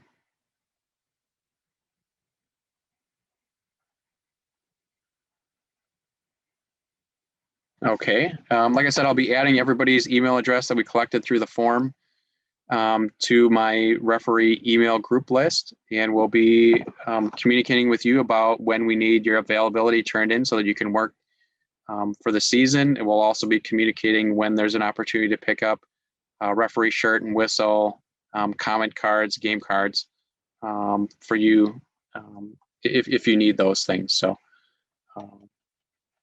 thank everybody for attending, and hopefully all of you sign up to work some games. It's going to be there's going to be a lot of games this season. Like I said, there's probably 150 or 175 teams is maybe where we'll end up with. So I don't know how many total games every single week that will end up being, but again, hope to have all the game assignments for the upcoming week done by the Sunday before. And generally how that works is there will end up probably being some open games that I was not able to fill. If we have enough referee availability, referee assignment works pretty easily. But if there are some left open, that's when takes a lot more effort. And we'll be asking everybody to look through the game assignments for the week and respond back to me confirming whether you can work them or not. So that's where it's important to have an email address that's going to be checked frequently. Because if we know that's Sunday night late, it's going to come out. So Monday morning you can check and see, and you can confirm yes or no, versus it just puts stress on the system if you don't respond and it's Wednesday, and then I'm reaching out to people asking for them to confirm directly. So okay, thank you everybody very much. Have a good night. Bye.